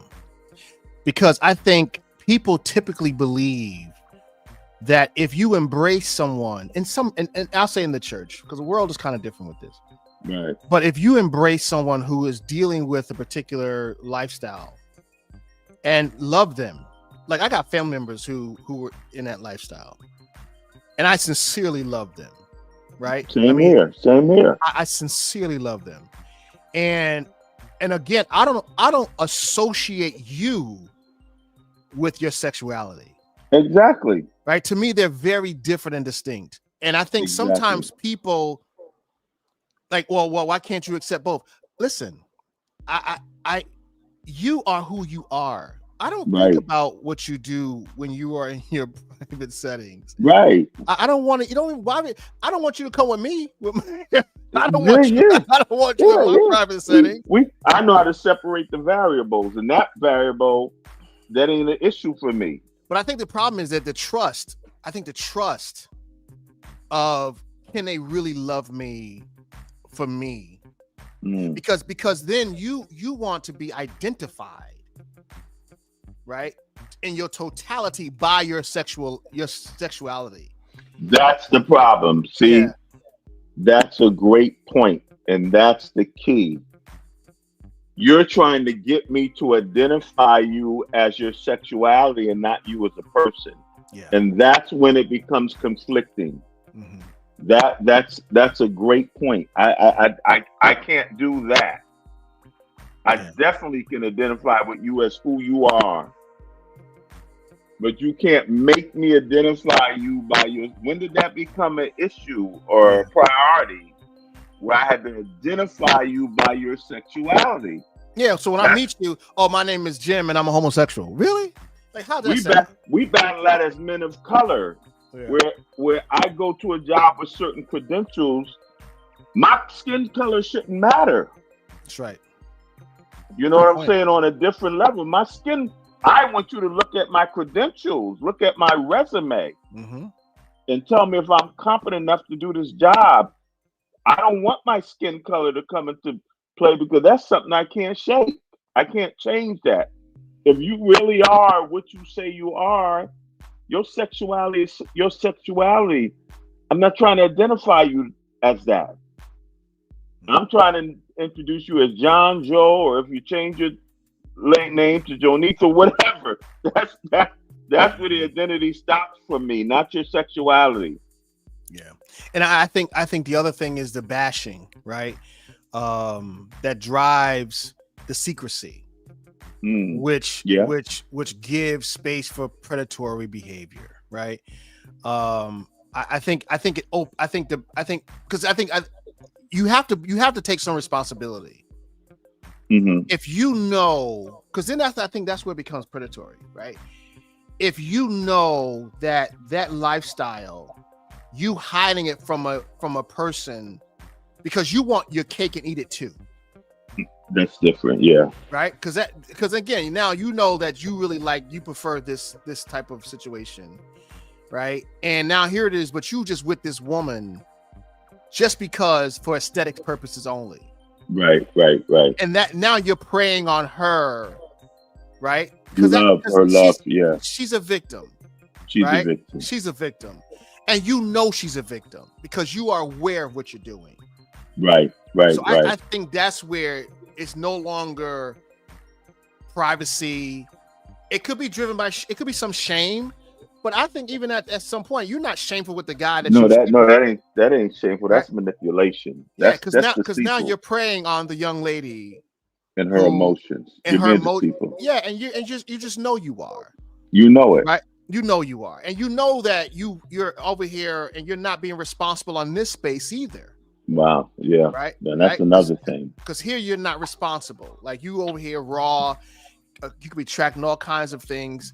Right. And the fact that you're in a certain lifestyle, depending, I don't know however you get down, but there are certain things that STDs and stuff that come along with that. And not even just STD, but just bad hygiene issues. Yeah. Right. Yeah. Infections and stuff that happen with that when you're not considerate. And I think that's the part of this conversation that we have to be responsible to talk about, right? Because is that the private? Is that being? I think is that private or predatory? I think it's private that develops into predatory behavior. Because you could still be private but not drag some woman into your situation, right? Like you could say. Describe predatory for me, because I'm thinking in terms of a lion hunting a wildebeest. It's the same thing. So when you think of predator, so are we saying these people hunt people down? I think there's a mindset out there of the down low guy, right? Who's really attracted to men, want and have relations with men, but engage in heterosexual or heterosexual relationships or appearances because they do not want to be singled out as that. Okay, right? So you got to make sense to me, Pastor. Yeah. So they kind of hunt a woman down. Yeah, they got to get somebody so they can function in both worlds. So they can they can have the what their culture or their society or their environment, where that looks right. Because you know what happens to the guy who don't have a woman. What's going on with you? Why you ain't got a lady? Why you ain't got nobody? Okay. Right? Okay. Because you're hiding. Right? You're hiding. And I'm not talking about the bisexual who likes both and they open. I'm not talking about that guy. Right? Yeah, I'm not, right. I'm talking about the guy who's secretly, right, with a man, but openly with a woman for the aesthetics. Preying on a woman to bring her into that. Right. Unbeknownst to her. She don't know. Okay. She's not agreeing. Like I said, down low brothers don't often come from the effeminate space. No. They could be hardcore. Yeah, and most of them are. They a lot of them are. Yeah. And so I now that opens up credit, because I kept the word predator. I had to let it recycle in my mind because of how I was seeing it. Now that makes sense to me. Yeah, Because I would even say even heterosexual men could be predators. That's what I'm saying. Right. Yeah. And I think that makes sense to me. That makes sense to me now. Because I think that there's a sense of, because again, and I know we're talking about the subject matter is what it is, but I want to make sure that, because what's crazy about that, Pastor Bishop, some men they're doing this, but they don't really see it that way. Right. No. Like they don't even connect the dots that is predatory, right? Right. Because you could be doing stuff you could be doing stuff for so long and no one, you're not talking to anybody about it, right? And you dare not, right? Yeah, you dare not, get anyone to see it from a different point of view, and because you don't want to expose yourself, so you just kind of live this lifestyle, and then when you get exposed, most times that exposure happens when there's a lot of damage has been done. Already has been done. Yeah. And you're preying on people to bring into that cycle with you. Yeah. And that's dangerous. Like if you want to go jump off a bridge, jump. Don't take everybody in the car with you. And that's what I was thinking in terms of. Initially, I was thinking in terms of predators hunting people down to have sex, because I was thinking lying. But when you put it that way, you're in this lifestyle and you're preying upon women to be able to function on both camps. Then that would seem predatory to me. Yeah. In that way, Yeah. And my brother Kevin asked a question: do I think Diddy was a predator? I think he was a predator. I think he was a predator. Yeah. And for different reasons. And he ain't the only one. He ain't the only one. I think, he ain't the only one. But I think it was common because for him to function that way, that was common. And I think the function, the way he was, I think he was prey at one time. He was prey. I agree. I think he was prey, and I think when the prey becomes predator, right? He was indoctrinated into that. Yeah. I think that that level of perversion is a different level. You have to be really exposed, to some level. That ain't even Lord. Maybe you made me like this. No, that's not. I can't even use David for that one. Although they try to make him that with Jonathan. No, so I don't know, but I do believe that he's definitely a predator. Yeah, I agree. And I think there's a lot of predators out here. I think there's a lot of them. And I think that they're secretive. I think they're secretive. I do. And again, like I said before, I don't think many of them they don't see themselves as a predator. Now let me ask you this: would you have more mercy on one that's seeking? Oh God, let me remind my computer. Privacy for professionalism, or to just privacy to protect their sexuality? I think, okay, so so the question I believe is, let me just say it this way and tell me if I'm say it your way. So you're saying, do I believe that the reason why a person who is on the down low is on a down low because they are for privacy purposes, because they just don't want people. Or is there a different level when we talk about private? Is there a different level of acceptance for privacy for professional reasons, as opposed to privacy for protecting your sexuality or your sexual secret? I think that it all depends on the intent, right? Okay. So because the subject matter that we're talking about tonight has to deal with, in my mind, has to deal with the guy who is hiding his sexuality and hurting other people as a result. Okay. Right? So again, to your point, to your question, if a person is saying that I'm private because I just don't want people in my business. But your business is hurting people, though. But if your business is hurting people, I think now you're being, well, let's say it like this. I get your point.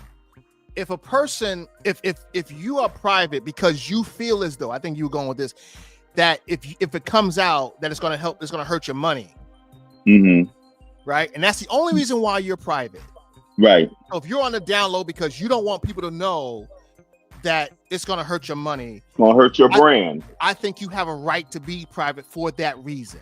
Now, the problem I'm having is that if you are that, if in that privacy, you drag in people, innocent victims, because you want that whole picture, you follow, to line up with your privacy. Let me give you an example of what I'm saying. Okay, so let me paint this in my head first. So you can be private for your professionalism, but you can't be private with the people you involve with that. Is that what you're saying too? Okay. Right. I just want to make, okay, go ahead. I just wanted to make sure I think you owe it to the person that you are, or persons that you are involved with, that this is why you're doing what you're doing. Okay. Right. All right. Because now they have a choice. Right. To say, oh, I don't want to be a part of that. Right. Because you have people who are really, because this happens a lot. Right. I've heard this too, that they get upset with people because one person wants to be private and the other person is like, I don't care. I want everybody to know. So that's a major conflict, right? That's a major conflict. Well, I don't want people to know because my family, and like, wait a minute, no, but that's not fair. How you make me feel? And then you got that other thing going on, right? Right. So of course, then that's the problem. So what you'll do if you are not being fair is that you will play that role, right, with that person and not being honest about it because you don't want them to do with, to expose you or whatever. Because that's what happens a lot too, right? You have a lot of exposure. So where would the I guess now the word embarrassed in the topic just came up. Where do you think that would come from? Why would it be embarrassing to be who you are? Well, I think. Or are they embarrassed because they don't want people to know they're like that? That's right. That's why. Okay. The embarrassment part is I'm hiding because I don't want people to know I'm like that. Okay. Not for any other reason other than that. Okay. There's no money involved. I'm just ashamed of being this way. Okay. Okay. So I rather hide it. Right? Okay. I rather not deal with the stigma that comes with. Okay. Or what I think people think about those kinds of people. Okay. Right? That makes sense to me because I was just looking at the top and then jump up off him. I'm saying to myself, well, why would you be embarrassed if that's who you are? Yeah, because I think also that embarrassment is not just in the person, what they think on the outside. I think a lot of embarrassment is that they're ashamed of them. They're ashamed within themselves. I think I agree. Right. It's like the person who does, this is kind of a weird example, but like serial killers. I remember when they caught Ted Bundy, and he was like, "Oh, thank God, finally!" Right? Like what? Right? Because he was tormented with that whole life. Like he was so glad to be caught because he didn't want to do what he was doing. You know who else was fascinating? Yeah, I got it. You know who else was fascinating like that? I watched the interview years ago when they interviewed Charles Manson, and it was a really ironic twist because he said, "I'm here, and I never killed anybody," which he didn't. Yeah, he said, I just played cards from the hands that were dealt with to me, but I never killed anybody. So why am I sitting in here? Wow. And if you didn't know how to sift through his manipulation, you would have said, "Let this man out." You know what I'm saying? Yeah. And you find that with I remember with Berkowitz, son of Sam. Yeah. He's actually in prison now as a minister. But didn't he struggle with his sexuality? He killed women. He killed women. But I think part of it was because don't quote me. I think part of it, there was an inner struggle with him. Yeah, but the point I wanted to make that is that he's a preacher, right? He's really? Like, don't let me out. He's not doing that for. He's like, he said there was a demon. I was possessed. Right, that dog, son of Sam. Yeah, son of Sam. Wow. He said I was possessed, and that's the thing, man. I think there are people who really battle with not liking who they are in that space, right? Because I think we assume everybody's flamboyant. I think we assume everybody's just like being rebellious. I don't believe that. I believe there are people, and they're excited about being that way. No, I think there are people who really don't want to be struggling with that, and I think hence the suicidal, hence the other things. Privacy. I think people manipulate people. Because it's also that manipulation. It's okay when they know it's not. They don't. It's like you're trying to convince somebody that what they don't like that to like it, which I think is it's the same thing. Right. Just because you have a I mean it's like okay, it's like the sin. Okay, when I was a young in the church, we all went through this, right? Go to the altar, Jesus, Lord, Jesus, save me. And you get good and saved in a hot revival, right? You get up to the altar, and all of a sudden you are crying and snotting at the table, foaming at the mouth, right? At the purging. Yeah, purging. They had you. You were sit on down, Lord. The songs, man. They I remember all that. And you get down there and you get all that going. Right, and you get up, you good and saved. They have testimony service. What did the Lord do for you? I did the Lord for save you. Like you come on, brother. I remember like it was yesterday. You were repentant, right? You were scared. You didn't want to go to hell, right? I didn't want to go to hell, boy. You didn't want to go to hell. And about a week later, you was like, you messed up again, and then you had this guilt, right? You have this guilt, man. You're like, oh my God, I can't believe I just did that last night. That's the conviction. And that's the conviction, and that's the guilt, and that's the shame. And I think there are a lot of people who experience that. I'm not going to do this anymore. How many times have we said that? How many times have we heard people say that? Yeah, I've said it. Right? I've said it more than I can count. Right? And you really feel contrition, you really feel repentive, and that's really like, and then before you know it, that urge is on you, that pushes on you, that thing is on you, and you can't, like, you're back at it, and then you can't get it off you, and then that cycle, right? It just keeps going around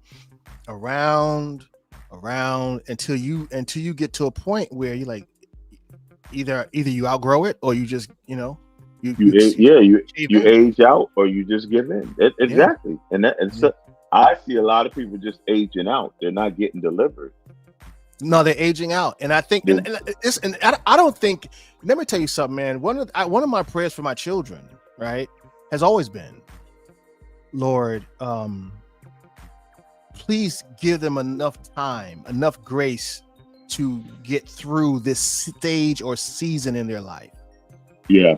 Right? Because I think that's what happened for a lot of us, brother. Right? I think the Lord kept us alive long enough to see or to experience or to realize what it really was. Like, I never understood my behavior, how it affects the other person I'm with more than I do now. Right. But again, I'll put this, I'm 57 years old, right? All those years of experience, ups and downs, all those mistakes, bump my head. You're just going. You're just trying to make it to the next day, man. You're just trying to make it to the next month, the next, But when you get to a point in your life, you're like, wow, that kind of damage that it does to the other person. And they can explain it to you without attacking you. Yeah. And telling you you're a bad person. That somebody mature enough to explain to me, like, this is what you did to me. Yeah. And then you sit there crying like a baby, like, wow, I thought I was only concerned about the pleasure for me, that I didn't think about the pain for you. That's right. If you found out. I know. I lived it, sir. Yeah. And that's where when we talk about what we're talking about, and although those people may be offended, may feel like this is bashing, maybe feel like that we don't understand. But I think that we've addressed this from various different perspectives tonight. And I don't think that I think that we've actually included our own selves, even though because when you have empathy, right, you're considering how you would feel in that space, right? And I think that that's where those people who are struggling, or who I'm not struggling, okay, man, I'm not arguing with you. Knock yourself out. My point is, if you're gonna be that way, right? Honestly. That's right. And that was crazy. Sister Alexander, she said, we talked about that whole thing, the bishop saying this is what he would do to the man who's struggling in this area, right? Mm-hmm. And she was like, she said, I agree with that solution. And the reality is this: there is somebody out there for you that can handle you in whatever space you're in. That's right. Right. And you got to find them. I think you got to do the job and find them. My brother has a question here. Here we go. Or how about when you realize yourself, the damage that you've done to other people? That's right. Like when you realize what you've done. And brother, let me tell you something, brother Kevin, man, I've actually went back and apologized. That's awesome. Yeah, I've said, listen, and you don't necessarily have to go into all the different, but you like, listen, I'm sorry. That's the deal. That's what happened and how this was and whatever. Because the reason why I think that's important, right, is because you want to make sure that you set the trajectory of your life to be a place where there's nothing that you have to repent for or go back and fix or have to be carrying with you to the next level. Yeah, you want to along the way. Yeah, you want to go into your next season free. Yeah. Right.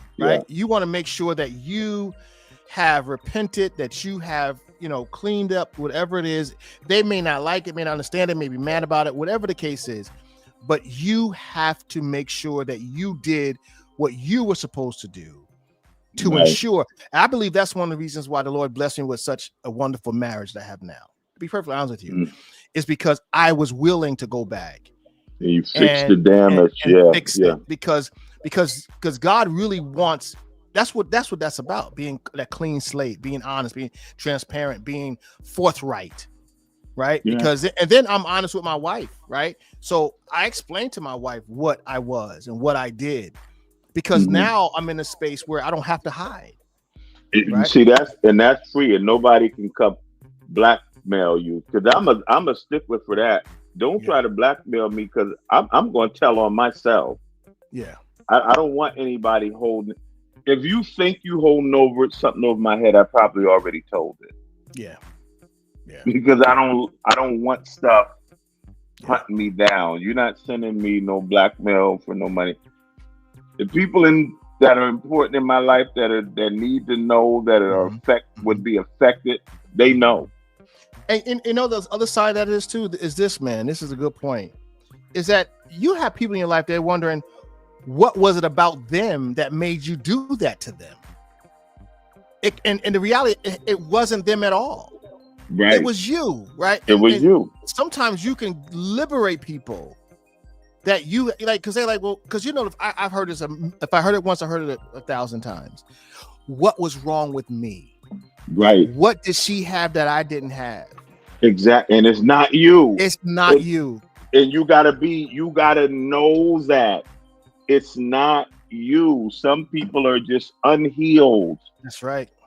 And they function in a certain way because of an unhealed space in their life, it is not you. And you got to stop carrying that. Yeah. And that's the thing. That's what going back and saying that, right? Because that's what heals. That's what helps the healing. Because they could be all in, right? All in and doing everything that they think is right. And there's some blind spots, right? Who doesn't have a blind spot? Absolutely. Right. But the reality is that that wasn't enough. I mean, one time I was talking to my brother about something, and I was like, we were talking about this, and I was complaining about something. He's like, man, he's like, come on, man. Right? Right? Really? Like, really? Yeah, come on, man. That what you talking about? Right? Because in your depravity, in your stuff, you're looking for a motivator. Right. Because you're looking for a reason. Well, she don't do it, man. Nigga, stop. No, like, really? Stop. That ain't got nothing to do. You did it because of that. Yeah, come on. You wanted to do that. You make it up. You make like you Michael making up stuff, man. Make up stories on his opponents so he can go out there and kill him. Yeah, she burnt the chicken. You really gonna do this because she burnt the chicken, man? You went and cheated because she burnt the chicken, or even from women. You went and cheated because he left up the toilet. Like, come on now. Stop it. Get out of here. You know what I'm saying? And that's what happens in those spaces, right? You need people in your life to balance you out. Let's stop that. Stop that.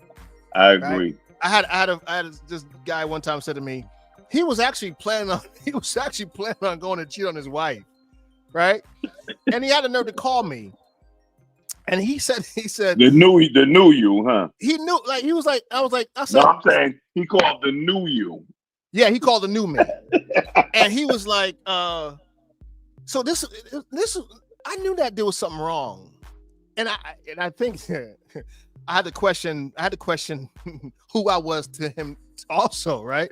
But he was like, he was plotting this whole thing. And he said, man, pray for me. I said, pray for what? No one praying for that. Like, pray for you to stop. Like, right. How twisted is that? Right? Pray like, for me, and I'm getting ready to go do this. Yeah, I'm getting you. So we want to pray that it works out. What you want me to say to you? Like, are you mad?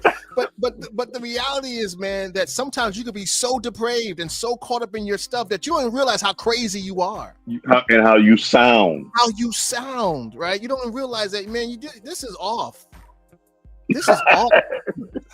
And I was like, I ain't praying for you. Praying for you what? Who does that? Who's getting ready to go commit sin and say, pray for me in the sin I'm about to commit? Are you mad? I'll slap you with a Bible. I had to ask myself the question, why would you feel that comfortable? To call you. And ask me to pray for you. No, like I said, oh God, I got to change my relationship with this person. There you go. Because apparently he sees something in me that's not. I'm glad he called me, but I can see him call me and say, Pastor, talk me through out of this. Don't pray for me in it, right? Just talk me out of it, man. Tell me I shouldn't be doing. Tell me why I shouldn't be doing this. Right. So I really had to readjust. That's a real wake up call. Absolutely, man. Absolutely. And Isn't I think that's something? That's something, man. And I think that I think that this is why, when we're talking about this down low thing, right? I think it's more than just what everybody chalks it up to be. I think there's so many variables with this. Yes. And I think the church has to approach it from that standpoint. Because my brother said maybe that was his way. That was what he was really trying to say without saying. Okay, good point, man. Maybe I misunderstood. Yeah. Maybe he called because he wanted to. Yeah. Maybe he wanted me to talk about it. Yeah. That is a good point.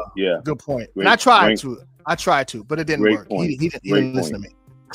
I tried talking about it, but he didn't listen to me. Great point. Because I don't think you leave no suicide note if you want. Don't call me and say I'm committing suicide if you really want to do it. No, you'll do it. You want me to talk you out of it. Yeah, absolutely. That was a great point. Yeah, that's a great point. So I'm glad we talked about this, man. Yeah, man. And down low, brothers, we love y'all, man. We trying to help y'all. Maybe me and Kylie gonna do a down low conference. I don't think. No, now he. I'm sorry. No, but we want him to come be out. I would be glad to talk to the subject. The name is going to draw him, man. The name. Yeah, I don't know. It's going to be a provocative name. Clearly, marketing was not your best suit. No, I wasn't. I didn't go to school for branding, man. Stick to preaching, brother. We'll deal with the marketing. But I've been watching shock value and clickbait stuff.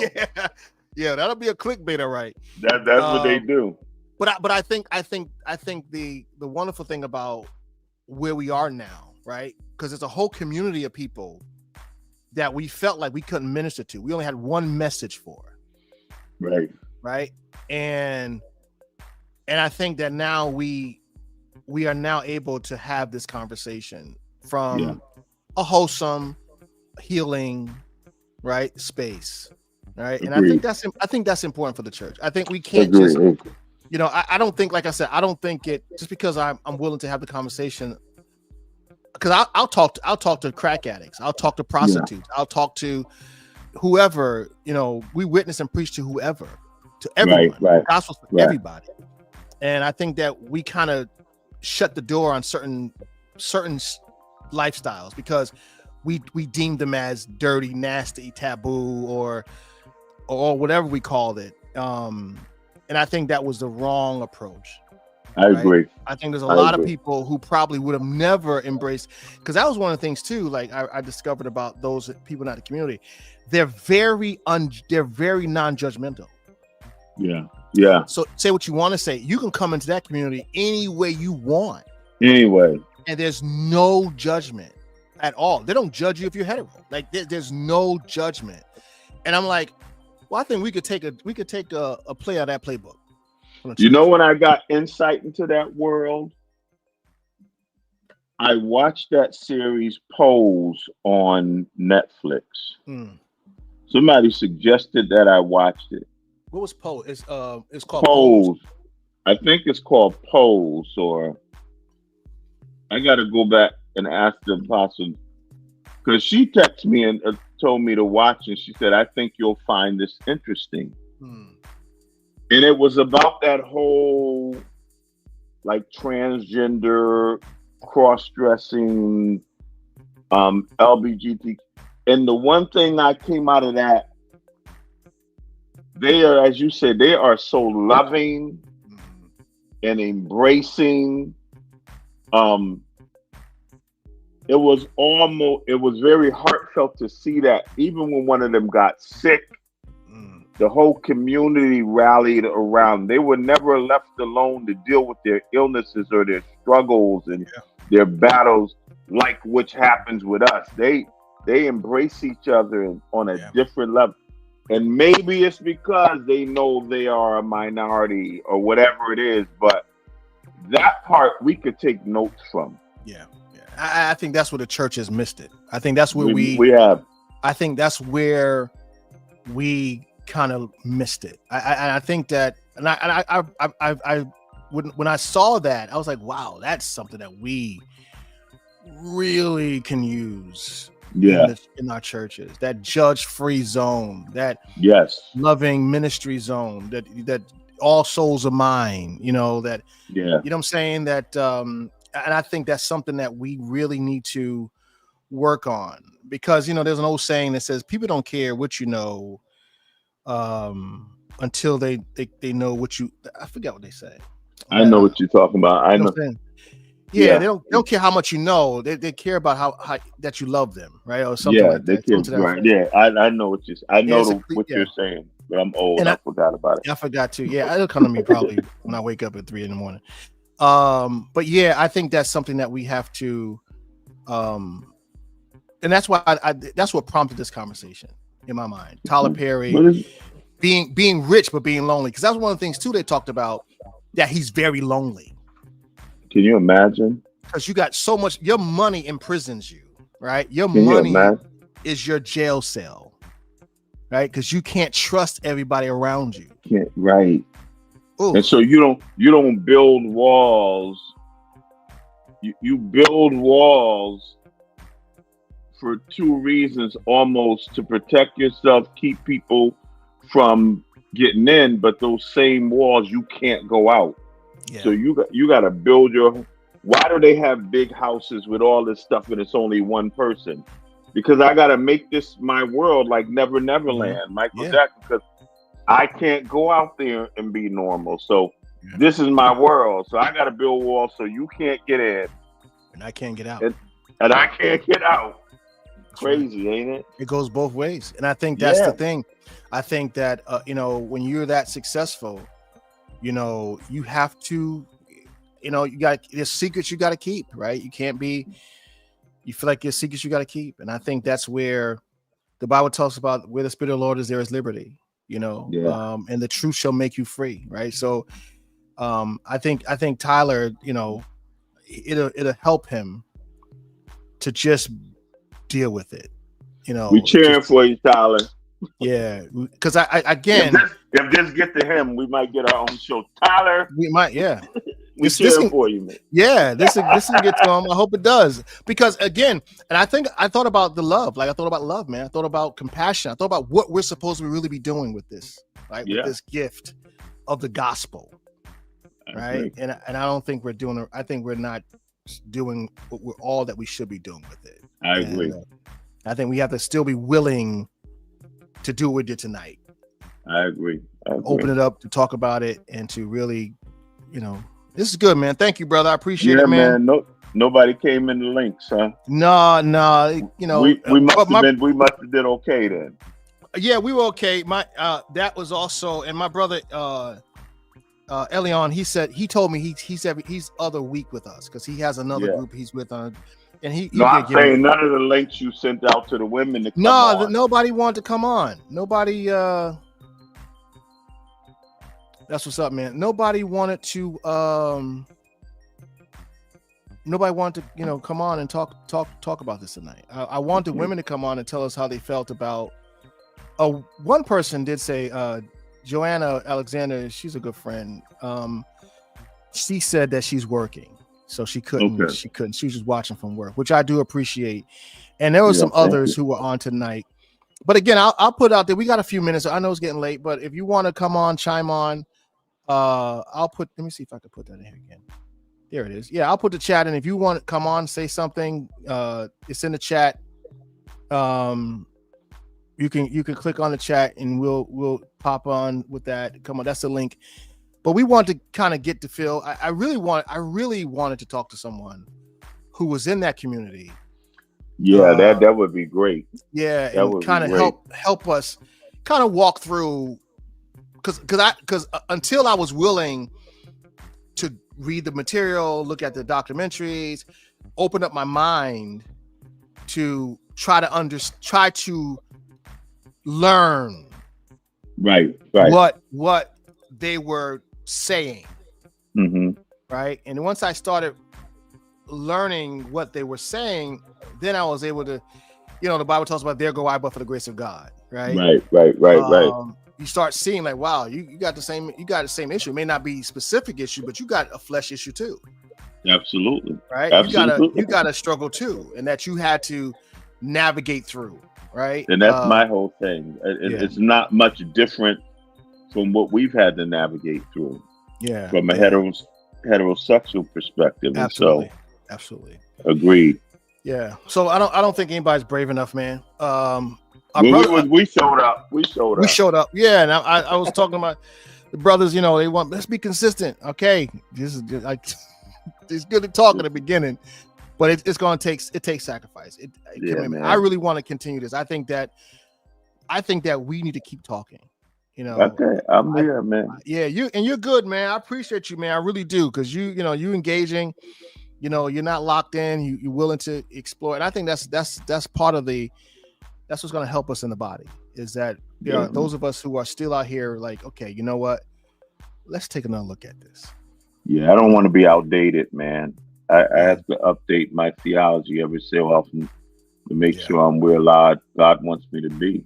And one thing the Spirit explained to me, you don't have to adjust your doctrine to adjust your methodology. True. Christ is still the foundation. True. But our methods can shift over time. So that's where I am.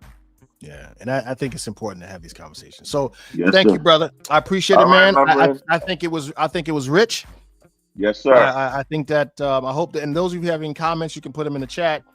But I think we did a good job on this tonight, man. I think we were the ones the Lord wanted on here. Yeah, I guess that's it, right? Yeah, that's how I see it. Ain't no other way to see it. No way. It's time to go to bed. There you go. All right, man. Wow, yeah. All right, later, man. Have a good night, brother. Thank you so much. You too. All right. All right. Bye. Be well. Later.